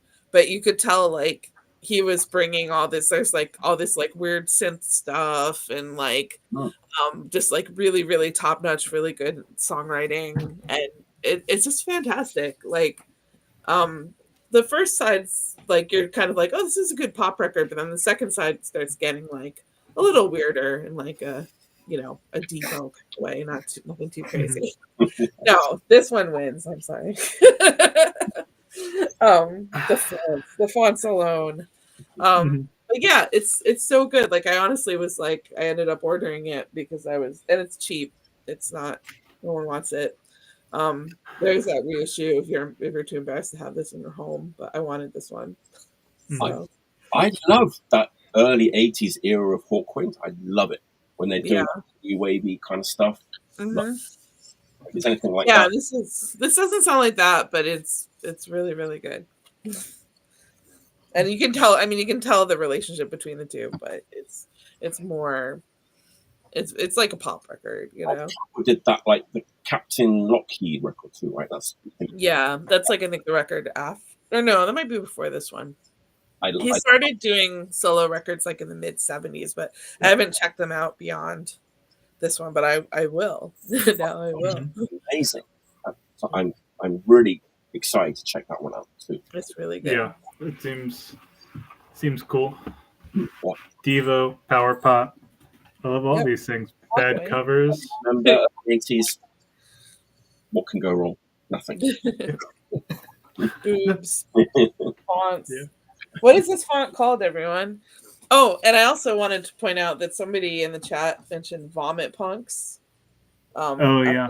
Connecticut thing, and I feel it's my sacred duty that anytime anyone mentions Jeff Burke and his bands, that I have to mention that's ex Vomit Punks. So Marchmen ex Vomit Punks. Yeah, of Thank course. you. I'm trying to remember what that font is that Hype is in. It's like, it's not Futuro, but what? It's almost like Papyrus, but it's not. I don't know. Were you thinking of using it at some point? Next Destruct record. We almost used Papyrus on our last LP, like last minute, and it kind of looked cool. It kind of looked good, but You were outvoted. I think there's. I think it's straight behind me, but there's a Discharge record that came out in the early 2000s that has the track listing on the back is in Comic Sans. I know. desensitized or Beautiful. desensitized, right? Yes. Yeah. The one with Rat. I bet it was a choice. Yeah, Rat Charge. Best era, Mark 5 Discharge era. Oh, yeah. All right. That's when they start getting good. First one I ever heard. Not And they really. stopped being quite as bad as they were right before that. All right. What's your next choice? I'll wait. Well, speaking of Discharge, this is a good segue. So hang with me here and just give it a chance, okay? Just give me a moment here. You know how everybody, or not everybody, but you know how it's like cool to like Grave New World, or say you like Grave New World, the album. It's like a thing, I guess, for some people. Where Fairly recent thing. yeah, like last 10 years or maybe a little bit earlier.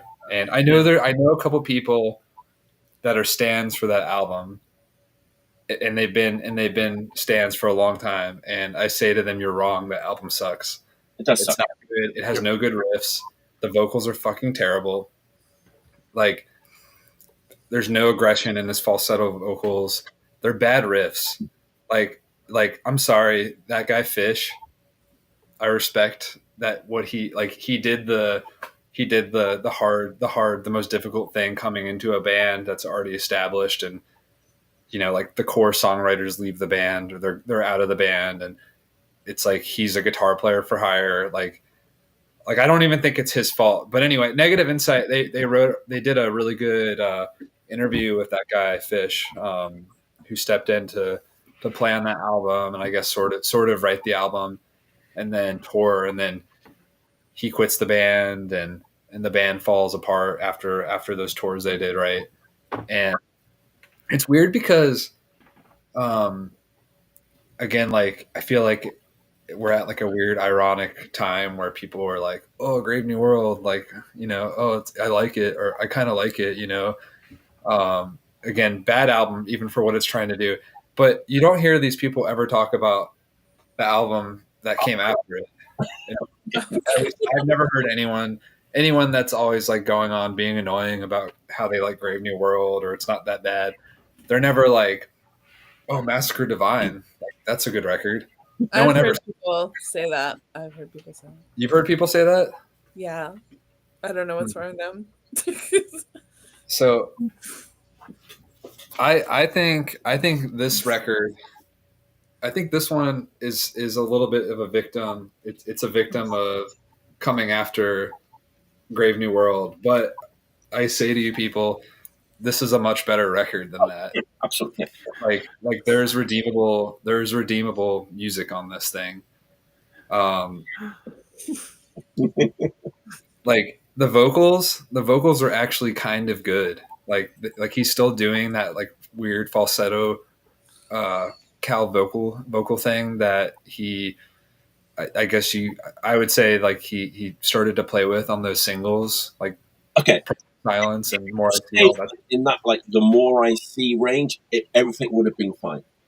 But Yeah, up at another octave or whatever you call it. it's a little octave, but there's aggression here, which was completely absent from Grave New World. It sounds like on that album he didn't even know what he was doing at all. Like, and he lost, any bit of aggression or anger or whatever. But so Fish leaves, right? Like he leaves the band after Grave New World, and they basically just break up. And I guess they get back together to make this and toward Japan, right? Because this was recorded and it came out before they toured Japan, and they're thanking some people from Japan in this album, which makes me think that maybe they already knew that they were going to do that. I don't know. Right. But I think like unlike Grave New World, this album has riffs. There's no riffs in Grave New World, none, zero. Like there's no memorable good riff on that record. It's just like the worst imitation of, I don't know. Like they say that they wanted to sound like Black Sabbath and Led Zeppelin or whatever. That's what they told Fish in the studio or before the studio when they were writing. Like, oh, write music, write guitar riffs that sound like this. But I think the riffs here, new guitar player, I think his name is Andy Green. I don't know who he is. I think he pretty much just played on this record and disappeared after this one and the next one. But because the band again didn't work out. But I think there's some good songs on here. I mean, really, there's some really weird, bizarre stuff going on that I'm not gonna like. You have to definitely talk about because unlike Grave New World, this record definitely has bass playing that sounds like it's literally slap bass playing, like he's slapping a bass, like this. Which I know that sounds again like I know that doesn't sound like something that anybody would want. And something that I don't even necessarily want, but it kind of somehow works on this record. Like it fits the vibe. It's 1991, and they're trying to feel it out. They're trying to. They got a Ministry and like 9 Inch Nails and like whatever. So, we played a gig last weekend, and we were listening to something. We were listening to something like really good. It doesn't matter what it was some old hardcore record that was amazing, and somehow like this came up, and I was like, oh, actually, I'm gonna put that on. And I put this on, and we listened to the whole thing on the ride to the gig. And for a second there, our singer, like he likes this album too, but for a second there, the others, they were like, okay, actually, this is pretty sick. I guess maybe they hadn't heard it, but once you get like 2 or 3 songs in, some weirdness starts to happen where it's like, what are these guys doing? Like, what are they trying to say? What are they going for? And like, I have my guesses. But I probably will never really know. I don't know if there's like Andy Green interviews out there where he talks about, like, I don't know if anyone's ever tried to talk to that guy. I'm sure somebody has. And like that Scottish Discharge zine, maybe there's like an interview that I don't know about in that zine somewhere from 10 years ago. But there's bits of this that kind of reminds me of some other records that I wanted to bring up. And I'm purely guessing here, but I hear parts that sound like maybe these guys were listening to contemporary hardcore of the time of the late 80s and early 90s, and maybe they listened to something like this, because there's a song or two on Massacre Divine that straight up just sounds like like maybe not something on Quickness, but something that would come on Rise, the next Bad Brains album. And then this has nothing to do with it, but again, like just the time period, the vibe. I get Alfred vibes from some of these tracks, and again, like this came out a year later, so like obviously completely separate. But I don't know, whatever was going on in the late '80s, early '90s, where people were trying to figure stuff out. Like I don't know if Primus was a band at that point or putting out music, but like there's some weird progressive sounding like parts on this record where it's like complete time signature change, and we're just gonna play like this, not like proggy like prog rock, but like this is a very progressive leaning riff that they just went into. You know what I mean? Oh, yeah, absolutely. Dougie Bird was fully in effect in that period. I don't know if they're listening to Beefeater. I don't hate like the sound of chains. So like some of the songs on here, like the first song City of Fear and that second song FED or Lost Tribe Rising, Terror Police, like I think they have really good riffs. Like you could argue like this isn't what I want for Discharge to have some weird like progressive avant-garde type of, you know, influence in it, trying to figure something out. But like I don't know, there are definitely some good ideas here, but I get why people don't like it, but it just sounds like they kind of have energy and they're trying to do something again. The running joke with that record is that someone will post Sexplosion. Yeah. And then everyone's like, oh, record with Sexplosion on it, this record, you know, that's just one song on the record, but it's, yeah, I mean, it's a doozy. Some of the stuff he's singing about, there's no lyric sheet in my copy, so I don't know if there is a lyric sheet that came with this, but some of the stuff that he's singing about is like, I mean, it's back to political, like New World Order, like the song, there's a song New Age on here. Like there's some political leaning lyrics for sure. And I don't know, like, you know, I always thought that like Rainey has to be the guy that's making all these conspiratorial lyrics, and some of the like I don't know, like early or even much later stuff, like he has to be some kind of influence on it, but he's not on this record. So like I guess Cal is also sipping on that, you know, New World Order conspiracy stuff probably back then as well. But I don't know. I think this one deserves mention like way before Grave New World does, because this one is at least fun to listen to. That's good too. I like the artwork. Yeah, it has sick artwork. It looks like something that Motorhead would do, like with the colors. It does. Yeah. But it's my pick, the 1991 classic. That's the Discharge record. I've never listened to that record. I would never say that. It's for people like me where you've played the other records to death, and it's not that you don't want to listen to them. Like I'll still listen to those, but sometimes you just want to step out a little bit further just to, you know, dip your toes into something kind of bizarre. Have you gone one step further into Shooting Up the World? I think that I like that album more than this one. I knew that for that. Munson Child, classic. Yeah, there's maybe not classic, but Right. That's my fault. I brought up Shooting Up the World. I apologize. I don't have that one. I don't think it came out on vinyl until way later. I think it was CD only. But I do enjoy that record in a similar way. But if anyone's feeling crazy, maybe and you haven't heard, just check them out. Absolutely. All right, follow that, John. Can't be done. Imagine that was your first foray into Discharge. Is I that thought you're about like, yeah, I don't know. I heard Discharge is not for me. I don't know what all these people with the T-shirts and patches are on about. But yeah, I have a contemporary band that this is a record that came out last year. I didn't listen to it when it first came out for whatever reason, but it is a 11 p.m. records release. Somehow I keep up with everything that this Patrick does, everything that he puts out. I think it's pretty good. overall taste. Was Electrica. See if we can see it. Electrica. I didn't pay attention to this when it came out last year, but then in between my last time on the show in September and now, band I'm in went on tour in Mexico, and we played with them in Mexico City, and they were the best band of the entire tour.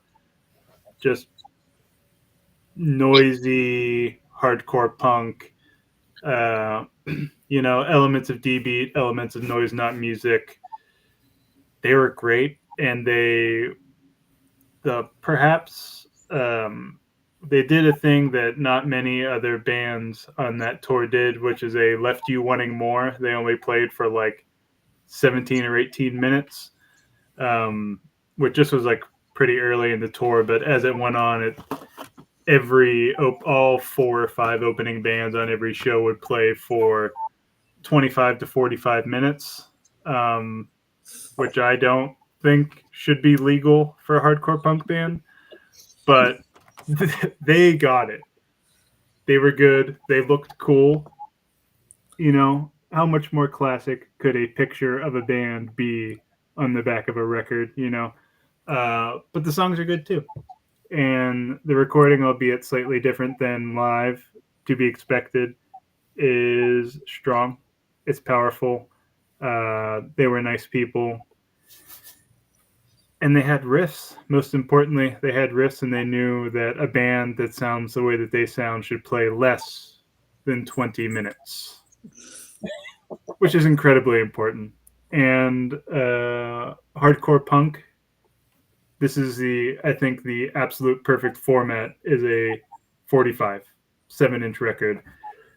If you can't get it done in that, it's too much.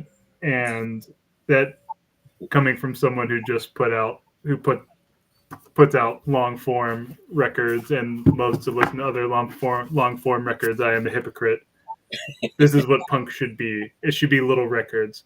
Those records that are behind all of you, all the punk ones, should be little style. If you can't get it done in this amount of time, it's wrong. An advocate of the Little Records Association. Uh-huh.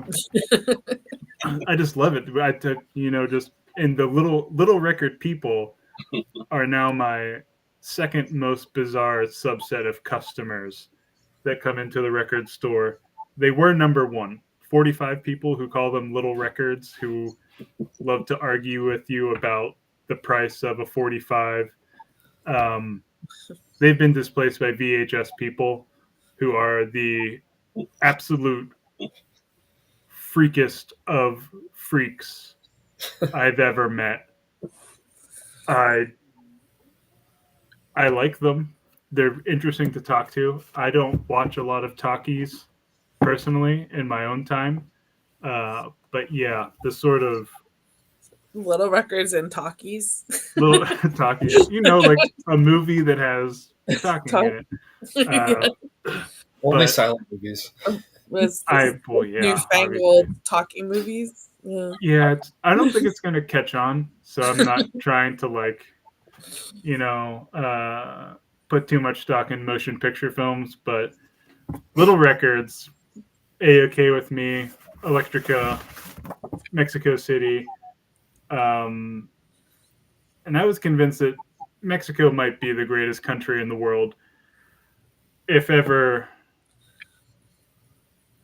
I'm also half Mexican. If I get kicked out of America and I get repatriated back to the mother country, I will not be that upset. Beautiful people, beautiful food. Not much more else to say. They were a great band. I hope to go back and see them again. And I'm sure Patrick at 11 p.m. has some more of these to sell. If not, there's always the secondary market. Have they toured Anyone else in the US? I don't think they have. I don't know if there's I think there might be a demo, like a shoddily recorded demo tape, and then this, which came out last year. I I don't think they've been to the U.S. I know there's like I was talking to someone that we stayed with in Mexico City that they like to come as a Mexican citizen to America. You have to like prove your income. You have to show your bank account, and you have to have like a certain amount of money for the amount of time that you're in America. Which sounds incredibly annoying. I'm annoyed asking a promoter in Canada to send me a a totally real contract, not fake, a real contract to go play a show there.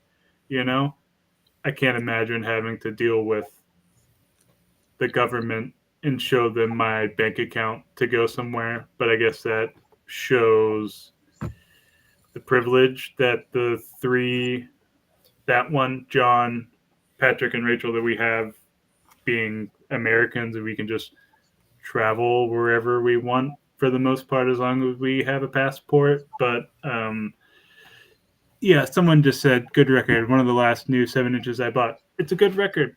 I would buy it. It's probably $8 brand new. Well, I would guess. I just checked that out because I think it was in someone's top 10 in MRR. Mm-hmm. And yes, it is really good. I don't have the record yet, but I probably will get it. Yeah. Are there stores in Philly that stock lots of modern punk New stuff? punk. There's one that I don't go to, but I couldn't even remember if they stocked modern punk. I know what you're talking about, but that's never what I will look for. Probably at that store. Yes. Probably at that store. Yeah, fair enough. Well, I guess hopefully there'll be a void to be filled there that for someone somewhere. I wish someone would, yeah. Yeah. It's There's funny never because enough record stores. It's funny because I think all of his releases basically get funneled out of Richmond. Yeah. Through his distributor here, and I've never heard of that band or that record. Yeah.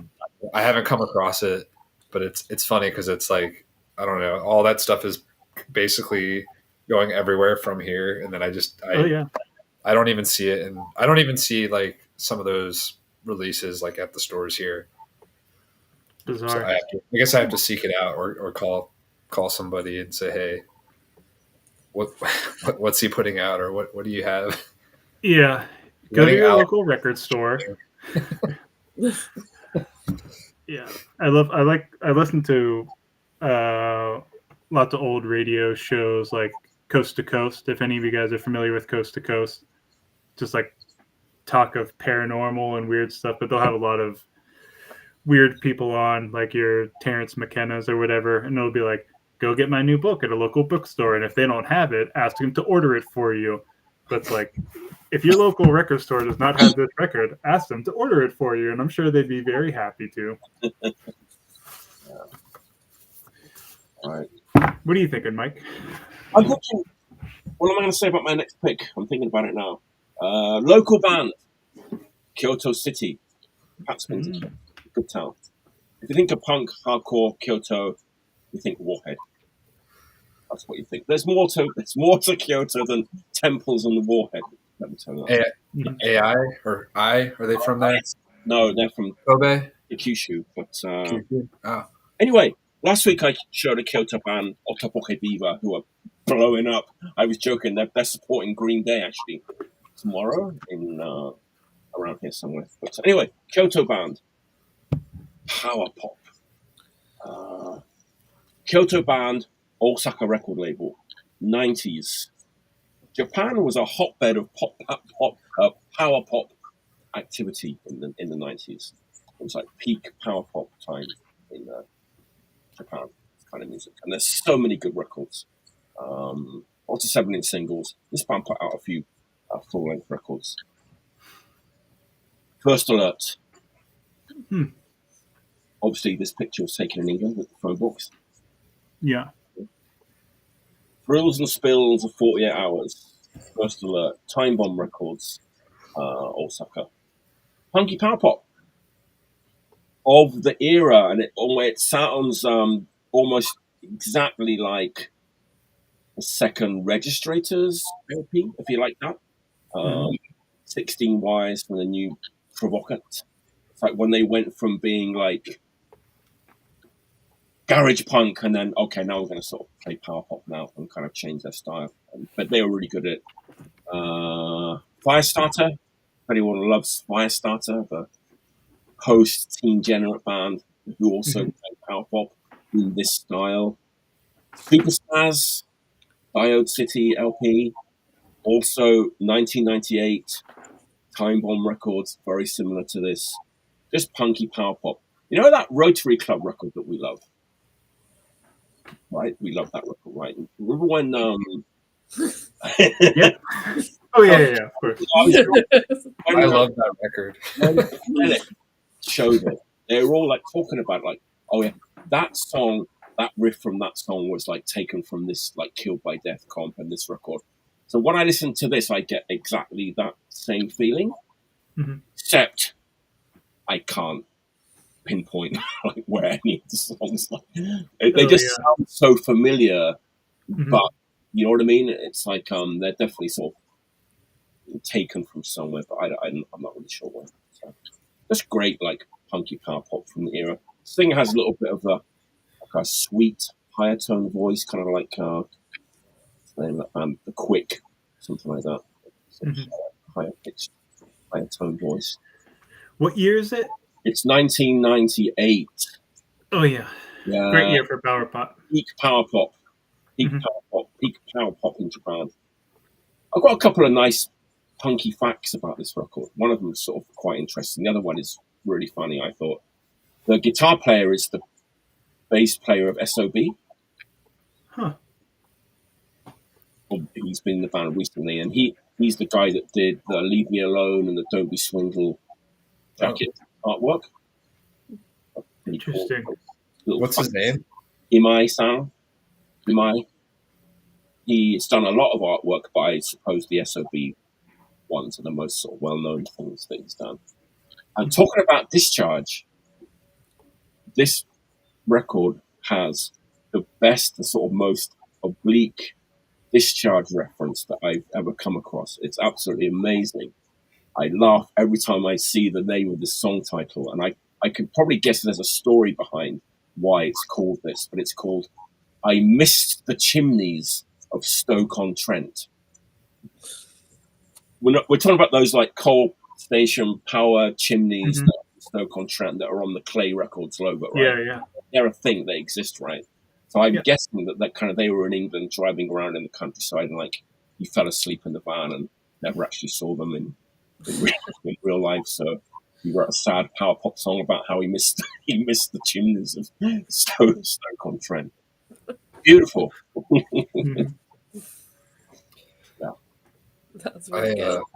I like not to keep going back to this, but I really like that font on there. This is a good font. That is a good font. Is it one of the? I got a good font coming up. It's a retro font. It looks like a font that would be on like a later like DSB record or like SDS, you know. You know. And even like they were in London. I don't want to do it like this. Looks like it was taken in the London Underground. This picture. Yeah. The day after they missed the chimneys of Stoke-on-Trent. I just think that's just an amazing like song title. And I can totally picture them like in this van and like falling asleep. And it's like, oh, shit, we missed the chimneys of Stoke-on-Trent. So I know when Warhead went to the UK the last time, they drove past it and took pictures and stuff. So. They insisted. They were like, "We have to see that.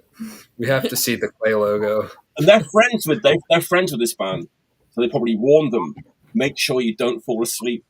You know when you by the chimneys of Stoke-on-Trent. Make sure you take a picture. Did Time Bomb, the record store Time Bomb, put that out? Yeah. They put out a lot of records over the years, a ton of records actually. Now, this is Time Bomb 60, and it's like 1998. So damn. Yeah. It's a lot of records. A lot of like garage punk and like power pop stuff. As was the style of the time. Yes. Mm-hmm. I hope you're right for we didn't miss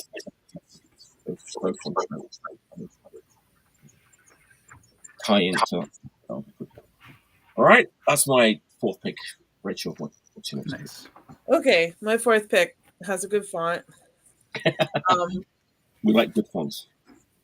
I've been listening to a lot of X-Ray Specs lately. Oh, that's a great font. This isn't that's some good fonts too.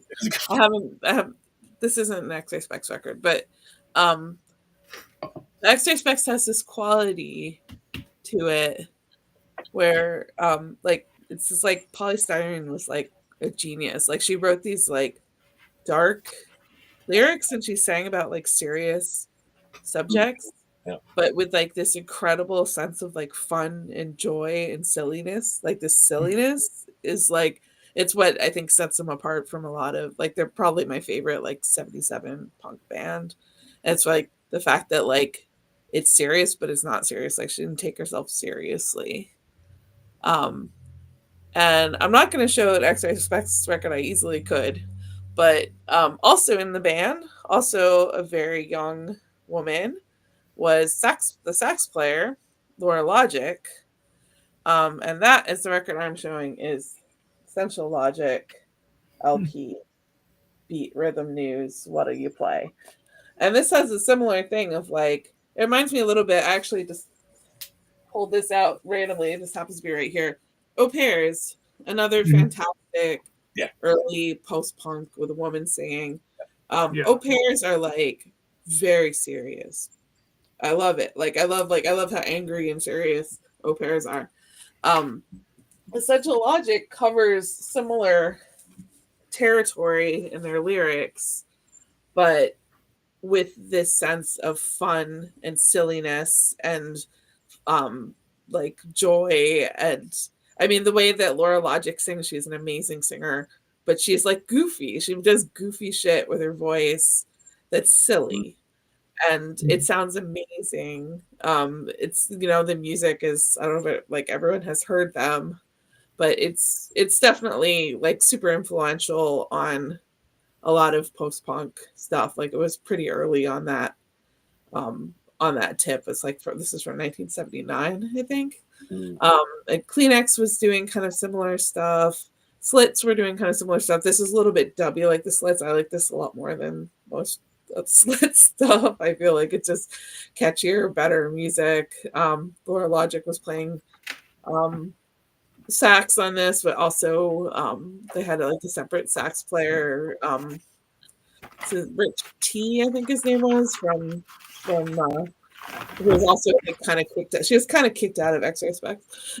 Like so, according to her, they kicked her out because they thought she was upstaging Polly with her like cool teenage saxophone playing. But yeah, it's like not it's punk, it's more post-punk. It has more kind of like bluesy sax than like the crazy wild sax that she was playing in X-Ray Specs.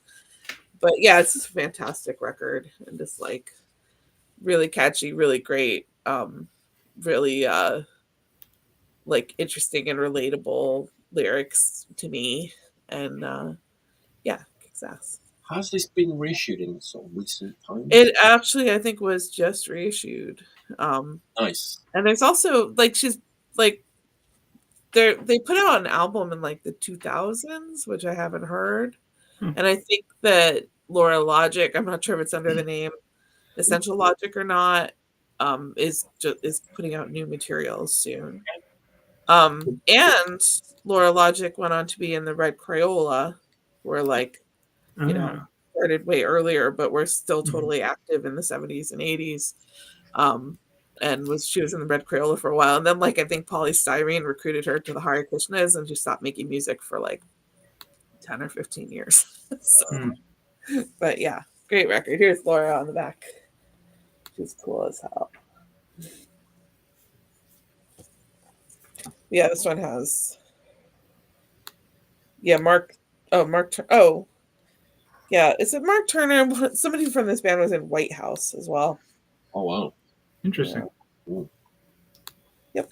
Yeah, really cool. Great snapshot of like when, you know, it's like, oh, we've had punk for like 3 years and now it's time for post-punk. Yeah. Time to move on. Yeah. I love how quickly post-punk comes after punk. I don't know if you guys know this is a quick aside. I'm sorry to take your time, Patrick. But that Texas punk comp that comes out in like 1980, I think. It's Are We Too Late for the Trend? You guys know this one has like the nerve breakers and stuff on it. But yeah. When I was a teenager, I read some book that was like a book about punk, and it was like, and then when Thatcher was elected, that was the end of punk. The end. Yeah.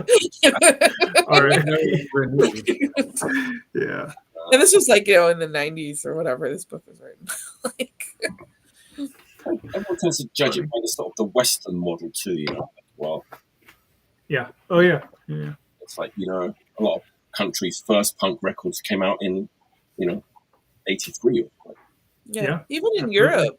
Yeah. You know, even outside of like the UK and the US, a lot of places didn't really have punk until like the early 80s. Yeah.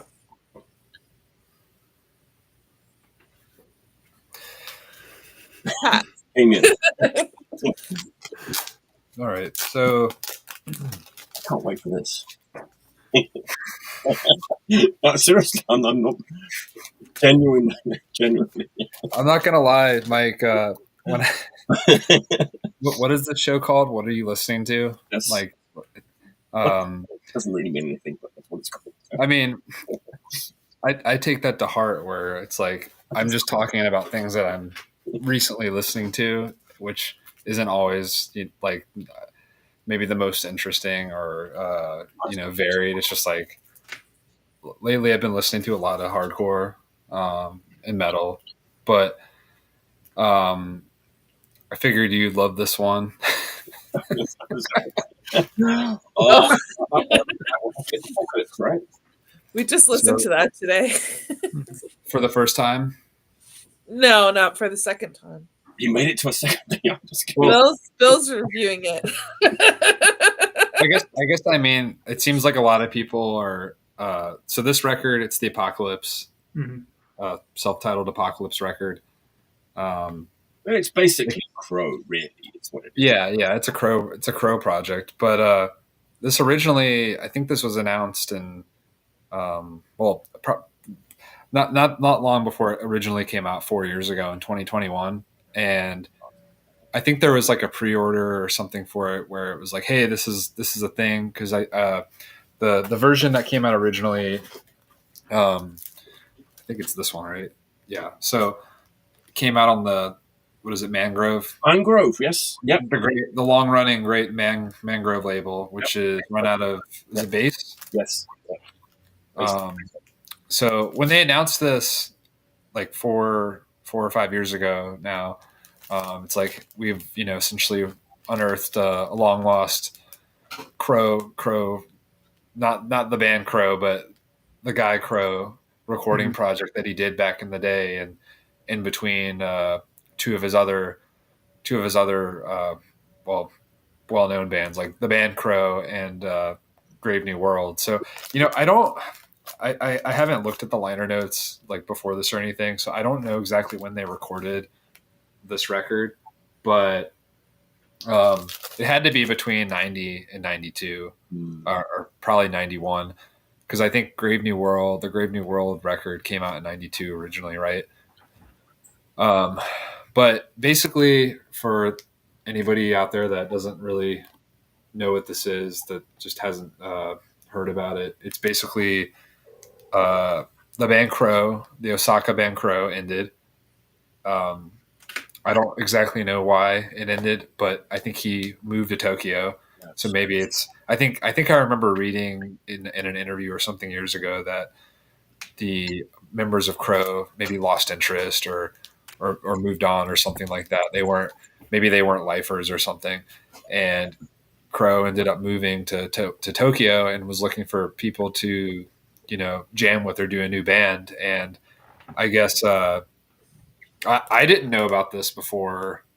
I didn't know about Apocalypse as a band. I don't know if anybody really did. If it was like a obscure tape or something that had just been around in the tape trading days, but I guess you know, he did that band Grave New World with and I can't remember the people off the top of my head who were in that band, but when he eventually found those people, they did that record, and I think that record's amazing. Really, really interesting piece of extreme and experimental hardcore music, where it's definitely still hardcore, but you can tell that like his obsession of amoebics and other weird, like I don't know, like maybe SPK or just weird like noise and dark bands. You can really tell that he was just leaning into that. But before that happened, before they figured out that band, he jammed with some other guys,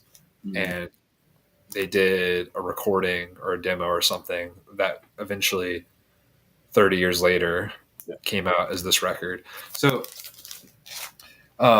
when this was originally announced or whatever on the Mangrove label, I just remember like they put it up for sale in a pre-order, and it felt like one of those. I remember it being one of those things where it seemed to like their like their ancient store or like store like online store that they were selling this on. It seemed like it basically crashed because like I don't know. I don't know how many people there are out there that are. It's like really hard to say honestly, but like I would assume like probably hundreds of people are trying like in Japan and outside across the world are trying to order this like brand new like obscure crow project at the same time, and like it was just very difficult to order it, and I think it sold out because I don't remember how many of these they actually ended up like pressing. different color variations too, right? On the CD, red one and like a mixed one. But I think maybe there's only 500 of these of the original version, because this is pressed at Toyo Kazai, right? Is that how you say it in Japan? The is it Yokohama or Tokyo plant? Top notch pressing plant. Amazing pressing plant. I guess I don't know when they started pressing records again, but the way I read it was that they pretty much gave up on vinyl because I think Sony owns this plant, right? And when they embraced the CD or fully, put everything into the CD at like 90 or 91, I think to my understanding, they basically just turned off the vinyl manufacturing or got rid of that for a long time. I don't know how. Great, because things like the Hardcore Unlawful Assembly and the Alto reissues, all that stuff's being done there now, right? So it's very cool. Yeah. I mean, if I know this is like kind of deep nerd talk when you talk about like records pressed at the Japanese plant and like the audio difference between, like I don't know, records pressed elsewhere compared to like those Japanese hardcore comps or any records that they pressed there that you've heard, because I think it was one of the only plants, but the quality is so high. It's definitely like a selling point, like absolutely. It's like, yeah, like who knows what they're doing there, but like the sound of this record, the Japanese release is fantastic. It was really expensive. It was like $60, I think I paid, like something like that. Like the record is $40 or $50 plus shipping, but really expensive. And then you get it and you put it on, and the first song is just it. Like, I mean, I don't know. Maybe you wouldn't even really call it a song. It's just like noise, but it's just him screaming for 2 minutes. Yes. Kind of like in like a normal, like a normal, like vocal range, like not falsetto or anything like that, but just like screaming. And then the second song is, it's escaping me right now, but it's basically like a riff from either the Grave New World record or the last Crow record before they ended. But it's like an actual song, like a very cool, like hard riff, hardcore song. And he's just screaming the same thing over it, just like screams. So I think, really, really quick side story. So like when this originally came out, or I guess it had to be sometime after, but Tom, our friend Tom from General Speech, he was at my house, and this was like sitting there because I think it had like come in the mail or recently or something. and I think he asked about it, and I put it on for him. And at first he was like, okay, like, I don't know if I'm going to like this, but then when it turns into music, it's like, okay, like this sounds kind of like a Crow record.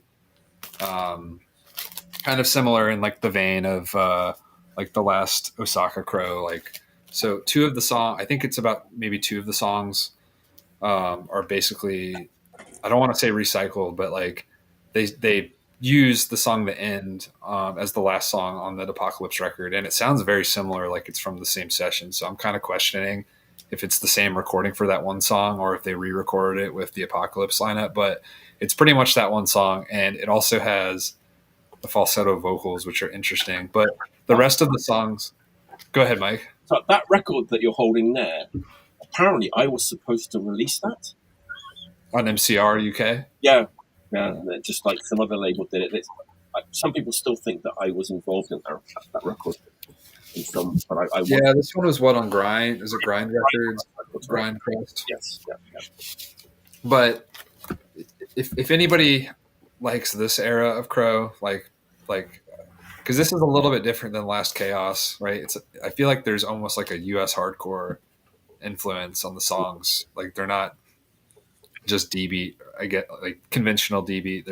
They're pretty interesting. It's cool, but I feel like if you've heard that, about four of the songs on this are very similar in that vein, but weirder. Just very, like if you like later Crow, especially like Bloody Tear, you like all the weird vocalization he does, where he's just like moaning in the background. Like I know that's such a weird thing to like. I want to hear this man moan on a record, to think about it like that, but it's very unnerving, but cool. Just like in a way you'd want if you're familiar with like his other bands or even like later like Death Comes Along and that Stalin band, I forget how you say it, Kaibutsu, something like that. That's a good record. Yeah, it's a great record.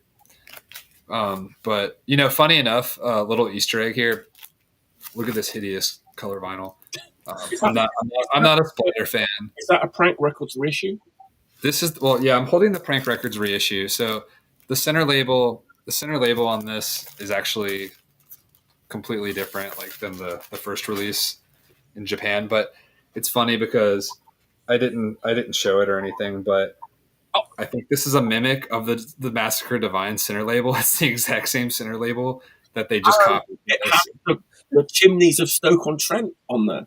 Yeah. It's obviously a Clay, like it's obviously a Clay center label ripoff, which is cool. But if you look at this record, it's like I think Ken Prank posted something like on Instagram a month ago where he was like, "Oh, if you can figure out the center label, what we're ripping off here," and I saw that and I was just like, "This is the Massacre Divine label." It's like, sorry, the glare, but it's like the same exact label and the pink coloring. And then they based the whole color scheme of the vinyl on the Massacre Divine. That's funny. Wow. Yeah, Bizarre. And then because you have to order the weird merch items, like with the Prank, like of course you order the Prank do-rag or bandana. Oh yeah. How can you not? Like I have 500 t-shirts, band t-shirts. Like I have boxes of band t-shirts. I don't ever need to buy another band t-shirt again. Not enough. Like I have way too many. Like band shirts are great, but like if you're a band and you make a bandana, I'll never wear this on my hair, but like you have to buy this when you make an official Crow Apocalypse bandana. You could stuff it in your back pocket. Yes. That's the way to go. Carry it around as a hanky. Or tie it around your boot. There you go. Yeah. Or like a little ascot, like Fred from Scooby-Doo. Yeah. That's my fourth pick. Oh, that's a good. Nice. I think I don't like that record, but I think you have to give like full respect to that. The man himself, like whatever he wants to do, and doesn't play by the rules of the Japanese hardcore scene. Yeah, like when I say like and I'm kind of laughing like the first song is not music; it's just him screaming. It's like hard to describe, or like I don't really listen to noise. The man in my local record shop, Jackie, he tried to persuade me not to buy it when it came out. He's like no, this is not for you. It's like no. I bought it anyway, and he's like, yeah, you know what? It's like, you bought this? The record kind of starts on track 2 on side B. So he's like, if you want to skip the rest of it, just put it on like side That's 2. pretty far into a record for it to start there. Well, it's not an LP. The last song on side A is like a song. Like I think it was just his cheeky sense. So I don't know. Just to like leave it at this. All respect to Mr. Crow and other members of Crow, like he said, Mike. They were doing like very very subversive, abrasive music, Which like outsider music, not very early on. Easy to do in the sort of strict confines of Japanese hardcore. So fair point. Right. Go on. Hi, I'm John. I'm not doing only little records, but this is another little record. An inch? 5-inch? It's a 5-inch. I brought all my spaz 5 inches, and I'm going to talk about each of them incredibly in depth. No, another single, United Kingdom. I feel like this is sort of not too far off from some things Mike and Rachel were talking about a little bit, but I actually don't know the chronology of this band's releases. I know this is 1980, but I was really surprised to see that on the list of every record everyone has ever talked about of all time on this show for 1 to 106. Miss Billy, you would like to present? Miss Bill would like you to see the Delta 5 Anticipation okay. B-side. I would argue double A side. People that I associate with that have, maybe you can't see it, have flyers on their wall and wear black shirts with punk and hardcore stuff on it. Why do the people my age not talk about this band? It's brilliant. Every single is incredible. There's a an LP? Yes.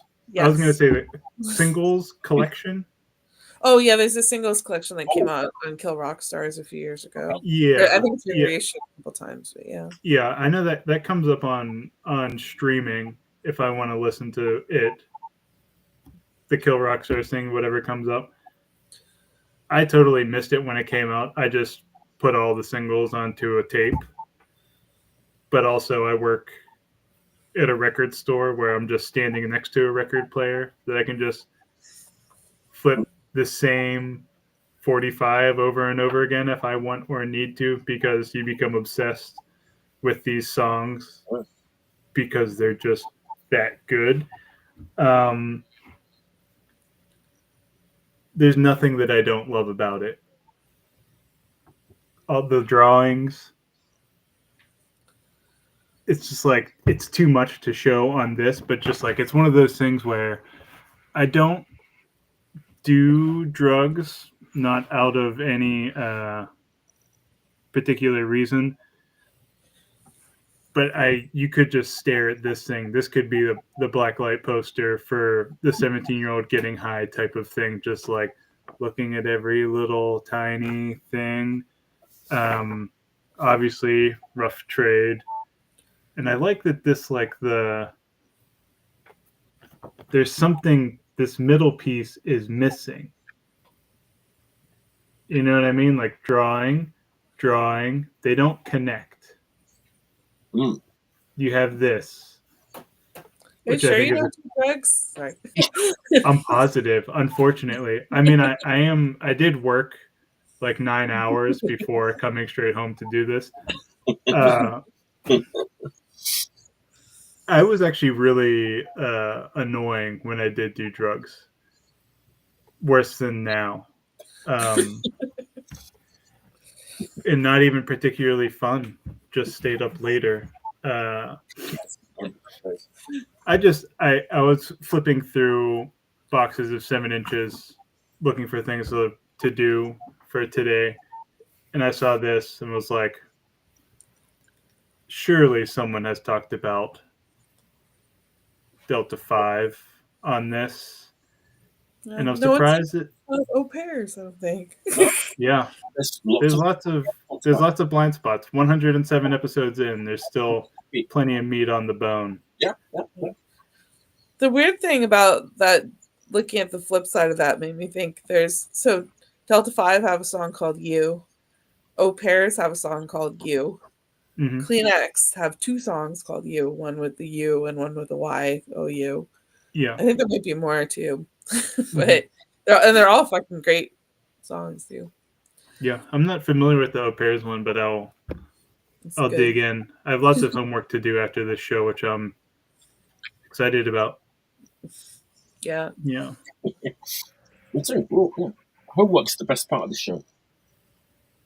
Oh yeah, I would say so. Yeah. No further questioning. I rest my case. Incredible band. I want to get that singles out. Yeah, it's like really. They're all their singles are really good. Mind Your Own Business might be my favorite song. Oh yeah. Well, yeah. That's the. I feel like that's the hit. Oh, I mean, when I first was going through, I pulled that one out, and I was like, I don't want to be that obvious with it, you know. We go with the deeper cuts. Yeah, I want to prove to everyone how much of an intellectual Delta 5 fan I am, that I own multiple of their singles, not just the first one that I heard on wherever I heard it, you know. My next pick, I promise, is going to be a normal size 17-inch record. The last pick of the 17-inch? Yeah, 17-inch. Yeah. One of those big records for playing at like radio shows. Or like, yeah, you've seen those giant records. They're crazy. Anyway, unless anyone has anything they want to add about Delta 5, Mike. All right. The floor is yours. Okay, the UK, we talked about the UK a bit. 1990, around that time, there was a certain type of hardcore that was in charge and was like the big thing, you know, crust adjacent, extreme noise terror, napalm death, doom, all that kind of stuff was the big thing at that time in 1990. But there was a record label that I'm a big fan of. He didn't like that stuff at all, and he was putting out records that were not in that style at all, that didn't sell very well. But they're all great. I've talked about 2 of them already, actually, because they're both post-Heresy bands. The Heresy, you know, from the UK. Calv was the bass player in Heresy, and In Your Face Records was his label. And I love Meatfly, and I love Force Fed. I love both those records. They're just like early 90s post-Heresy. Meatfly came to Japan and toured with Disorder. Cal said it was a fucking nightmare. So there was like, you got these like 2, you know, not to make a sort of, you know, you got two sides of a coin, you know, this kind of crusty stuff, and then like this other stuff that like Calv's doing. And I'm a big fan of like what In Your Face Records was doing in like 1990.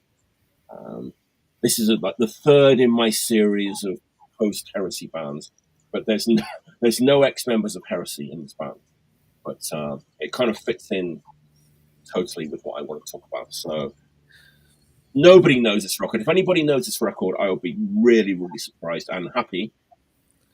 Kings of Oblivion. Looks cool. If you weren't living in England in like 1990, 91, you probably would not know this record. Kings of Oblivion. Pink Fairies reference, of course, in the name of the band. Mm-hmm. Good font, bad font. It's actually not a font, it's a painting. So All This Madness, In Your Face Records, Power Trio, 3-piece. And I remember quite clearly In Your Face Records put out an advert in Maximum Rock and Roll at the time.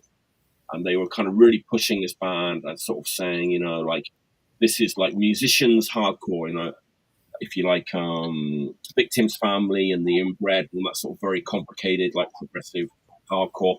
This is what this band is all about. And it isn't really quite that, because it's more straight ahead. It's more like Snuff meets like the Rhythm Pigs. If anybody remembers the Rhythm Pigs from, Yeah. it's kind of Your like second Snuff reference of the evening.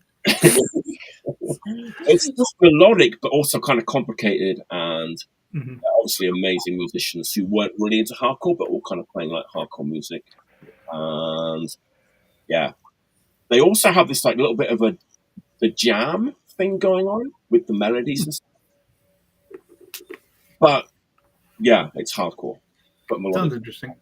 It's funny because they actually did a jam cover on their next record. The second, they have another LP. Yeah, what song? Waste the Machine, the second LP.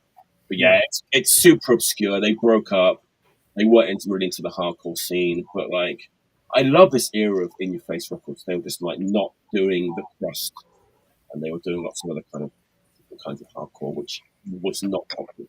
People were not that interested in it at the time. But, yeah, lost in the mist of time. Never on CD. One pressing only. Mm-hmm.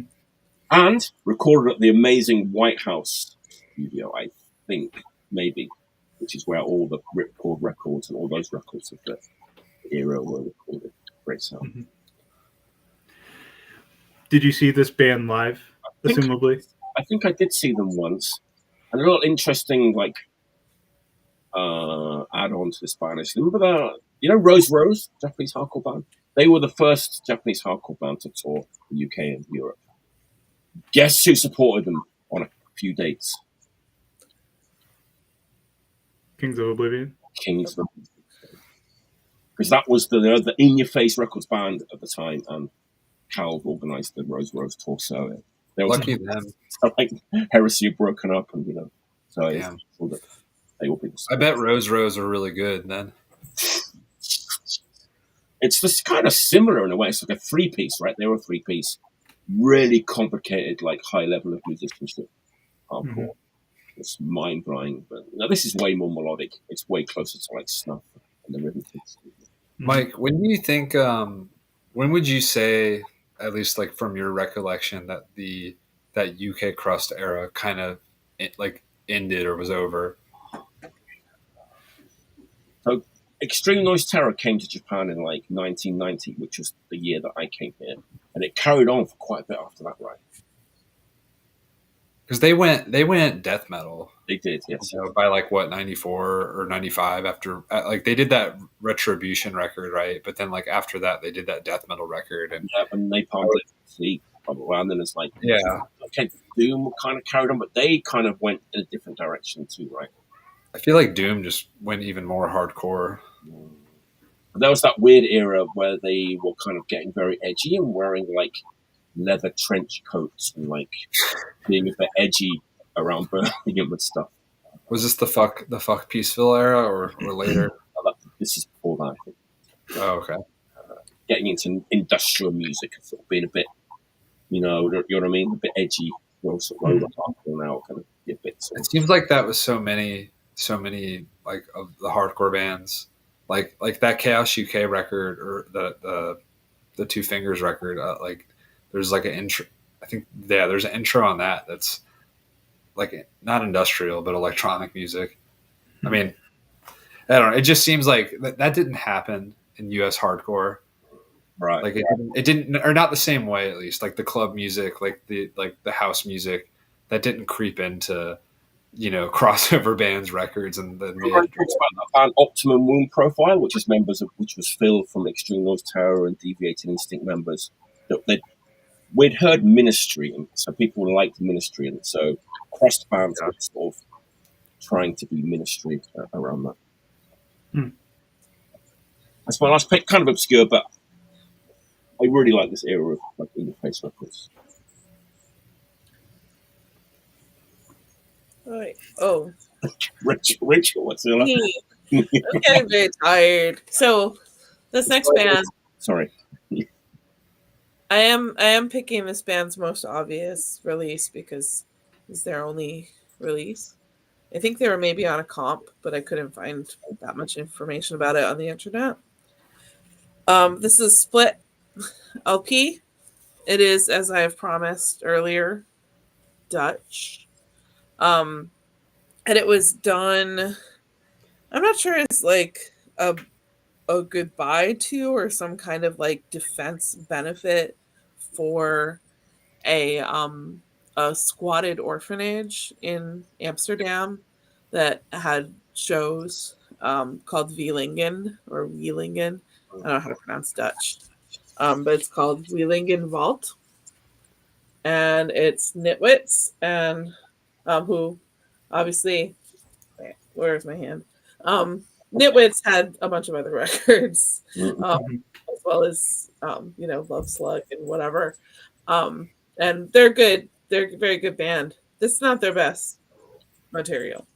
However, this band Gotterflies or Gotterfleas, fucking amazing. They win this split. I don't like to pit the bands in the split against each other, but this is one that is clear difference. And yeah, Nitwit's like pretty straightforward, snotty punk, good, very good. And this is a live, as many of these Dutch records were for some reason. It's a live album. And Live split. What's that? Live split. Live split. There's like a bunch of live comps from Holland. Yeah. It was just like a thing in Holland for some reason. The Gutterflies were they I think they went on without their singer, but they had a woman singing, and they were very like post-punk, and I would say like quite Kleenexy, like definitely very influenced by Kleenex, a little bit more like straightforward rock, maybe not rock, but like more straightforward rock than like Kleenex is, more like punk rock. And again, like amazing singer, like really like great sardonic lyrics about like hating hippies and like life is marbles. And the singer was named Astrid Vanderbrink, and she went on to be a called Dance Macabre, which is also, despite the name, not actually a goth band, more like another kind of post-punk DIY, like this like 1981 women singing post-punk thing, which I am really, really into. I would say Delta 5 is the predecessor to that. Au Pairs, Kleenex, like all that kind of stuff. And yeah, it's just a really, really good record. And it has this weird, here's Astrid. Let's see if you can. She looks cool. Yeah. But yeah, you can see everybody's playing on the roof in this picture. Huh. But yeah, and the front, it's like the cops attacking the building, and like the squat got shut down. I'm not sure what WAYLT means, but Wielingen is the squat that where everybody hung out. And I actually was just I just saw a friend of mine talking about going to shows here, and seeing the X, bringing things full circle, with the dog-faced Hermans at this squat. And they said that they played in this weird little classroom that was like full of potted plants, and the X were just like leaping over the plants as they played and like not missing a beat. So Nice. yeah, it all comes full circle. Nice. The Nitwits, is that Tony Nitwit from BGK's band? Yeah. Oh yeah, also BGK. I forgot about BGK. Yeah. I mentioned Love Slug, but not BGK. Yes, Nitwits are great too. Like their LP, which looks really dumb, is really, really good. The Scorched Earth Policy LP is like fantastic. This record, it's okay. I wouldn't use it as my introduction to the Nitwits. But like the song Jet Set is like, that's a great song. Really like catchy, not like BGK. It's like catchy punk punk, like not hardcore punk, not hardcore. Wow, we Dutch records. Sure. Wow. Yep. Yeah. That's my tour of Holland. Pat, what you got? All right, Pat. What's your last pick of the day? Last record of the day. All right, so I figured I couldn't do a record. I couldn't go without doing a record, at least one from your area, Mike. The UK, Japan. Or I guess the Apocalypse record is from that way, but right from here. Well, I couldn't go without doing a record from the contemporary or the current scene in Japan. Oh God. Okay. Yeah. And you know, I figured I just had to go with one of your favorite records from last year. Is there a hint in your attire? From one of your favorite bands. I knew it. From the Dark Side. Yes, 12-inch. So let's look at this for a second, because I feel like maybe some people haven't checked out this record yet that may be watching. But is that the cool newest? artwork, right? It's like the shirt. Yes. But I think this is the like a limited version, like a mail order version. So let's look at the regular cover. See that pixelation there? That's beautiful. What a surprise. These guys do not care. These guys are punk as fuck. Do not care. Let me send you, Mr. Label in America. Let me send you our artwork that we drew, probably on a computer, maybe on a napkin or something. But let me send you the artwork that I scanned at 50 DPI. And that's what you're getting here. The main guy in that band like has a ramen shop. I bet like he has this old like computer in the back of the ramen shop that he like prints out. You can order ramen, or you can design a punk logo. But I mean, so like you get this record in the mail and no insert. You get a track listing on the back, side A. So the interesting thing about this record is that side A is like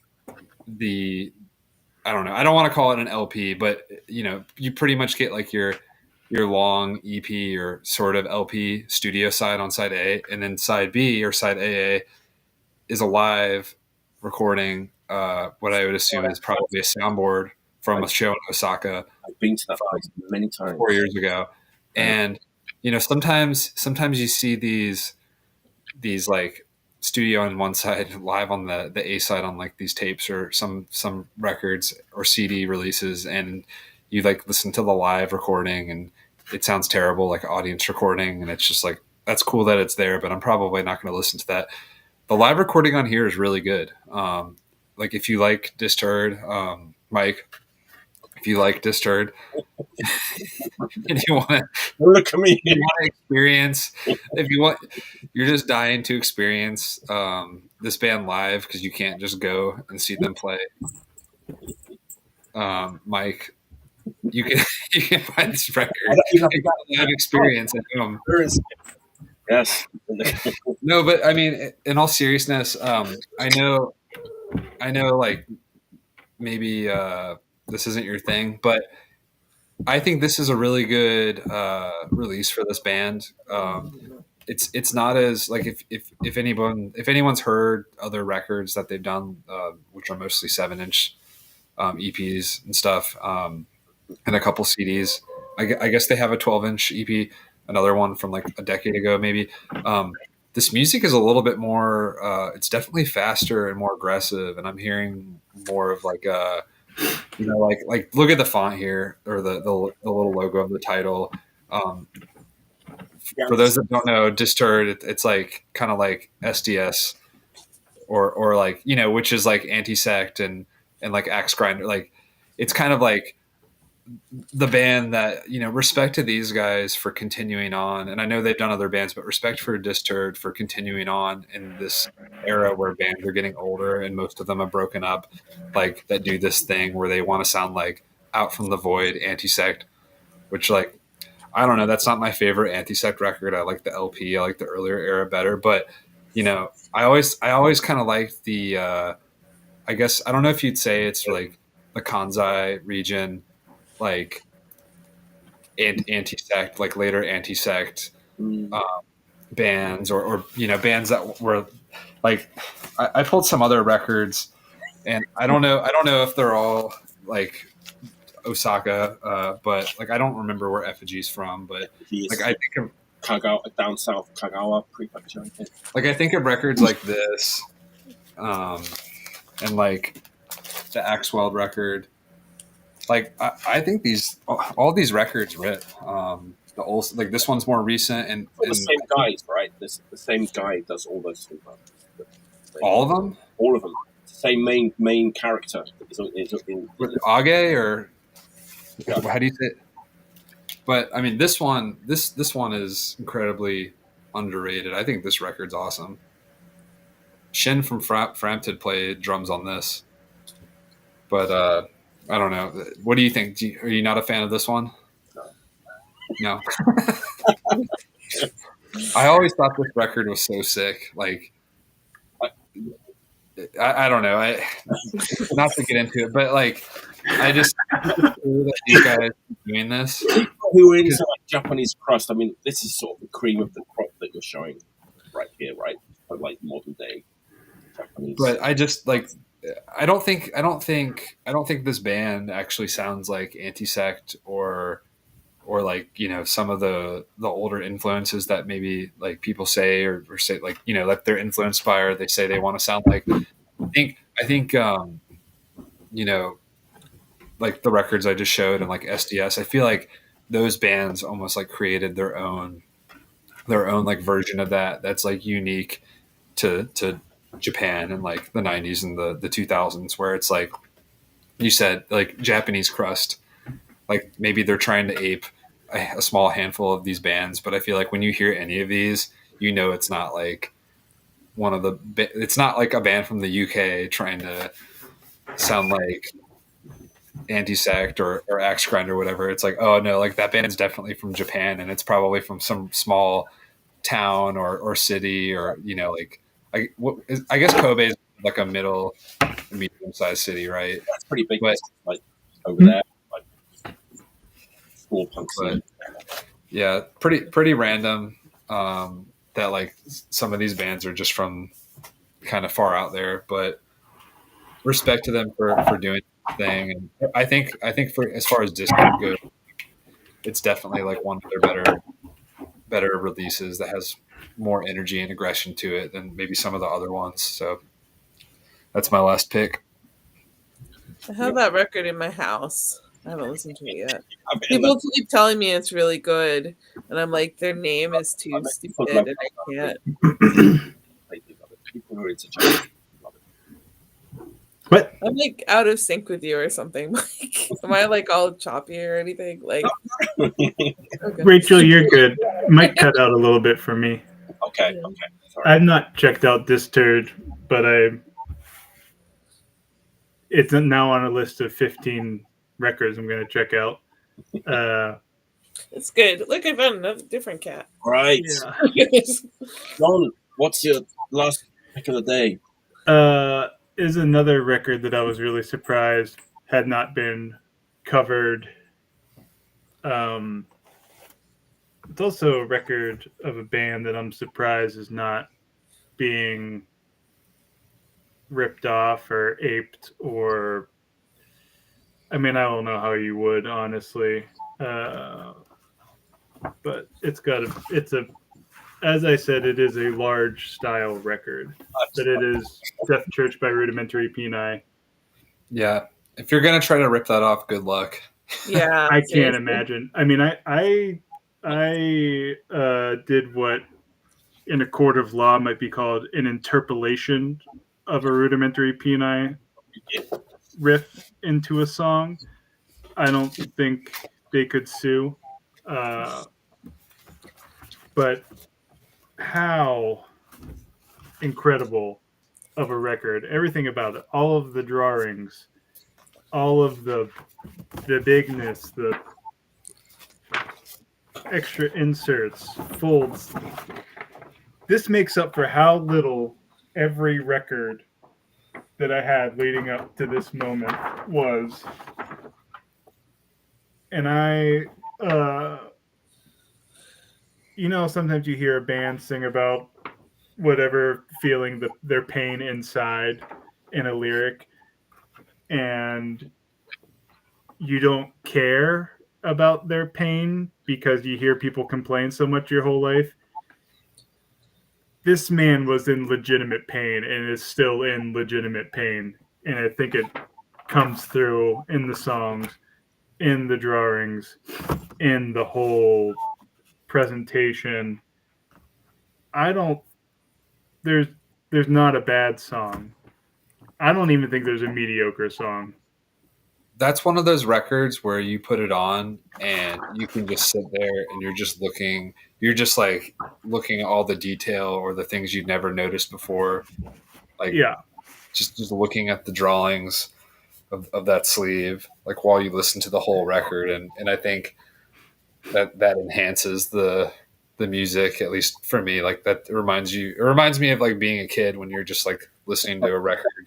So many bands have like taken bits of it and tried to kind of like, nobody's really succeeded in doing what they did on that record. It's kind of impossible to Yeah, someone in the chat just said masterpiece. That was the exact word I was going to use. And the thanks list, only Crass. The only band you have to thank. And one thing that I feel like doesn't, like Nick Blinko's the star of the show, obviously. Incredible bass playing. There is some great licks. I can't even, where everything about it. Him, especially, we've gone on for a long time, nearly 3 hours now, so I'm going to keep this. It's been a while since I've done one of these long ones. This record deserves it, though. I mean, this is one of those records. Yeah. This definitely is. It's like every insert amount of time, there's another one of these songs becomes an obsession where I just listen to it over and over and over again to the point where I'm somewhere else and there's other music playing and I'm like, I guess I'll just read the lyrics to Rotten to the Core while there's other music playing because it's socially unacceptable for me to change the music wherever I am, but I need to be thinking about it and how he's mad at Johnny Rotten and Joe Strummer. That was, okay, so that was such a confusing thing for us at like 17 years, 18 years old to have gotten into punk. And this record comes out telling us that like what we thought, it was all kind of, do you know what I mean? It's like, hang on, it really made you think, as a sort of 17-year-old, why is the guy criticizing, these people that we are supposed to be sort of, our heroes of the punk? Yeah. It's kind of confusing that as a 17-year-old. Yeah. Credit where credit is due. I don't think Nick Blinko wrote the lyrics to that song. I think the bass player did. And I think maybe, I don't know, because Nick Blinko doesn't write lyrics anymore. All of the newer Rudimentary Peni records use poems that were already written by other people. I also kind of like how it's very similar lyrically to Where Are They Now by Coxsparrow. Yeah. Same thing. Yeah. Can you believe some people were disappointed when that record came out? Death Church? Yeah. Why? It's not as so different to Farce, which is this like super, like, like bam, bam, bam, and Nick Blinko is singing in that super like high tone, like the vibe is like so different on that to Farce, that it's almost like a different band in a way. So it was I I wonder what those same people thought when the Pope record came out. And they were listening by then. Yeah, they probably have had I think checked that out by record's that point. fantastic. It is different to Fast though. It's really different, right? Yeah. It's using Yeah. a vocal style, a lot much slower, heavier songs. Yeah. I mean, the Rotten to the Core is like it's over 3 minutes long, Yeah, right. Yes. which is like what on Farce is any song more than a minute and 15 seconds at most. That you know? song's like really long back then. It's like, man, they're really like stretching this one out. And it is kind of a bit more rocky compared to Fast, you know, like rock riff. Oh yeah. And it's untouchable. There's nothing that comes close to that. The atmosphere. And everything. Yeah. It's weirdly is like it's a popular record. I mean, obviously amongst the four of us and whomever else, but it's like has become in the past like 5 years really popular in the modern skateboarding community, where there's like a couple of our band's music that is now like I'm sure you've seen like Dystopia is like a t-shirt band for people, but like also Rudimentary Peni.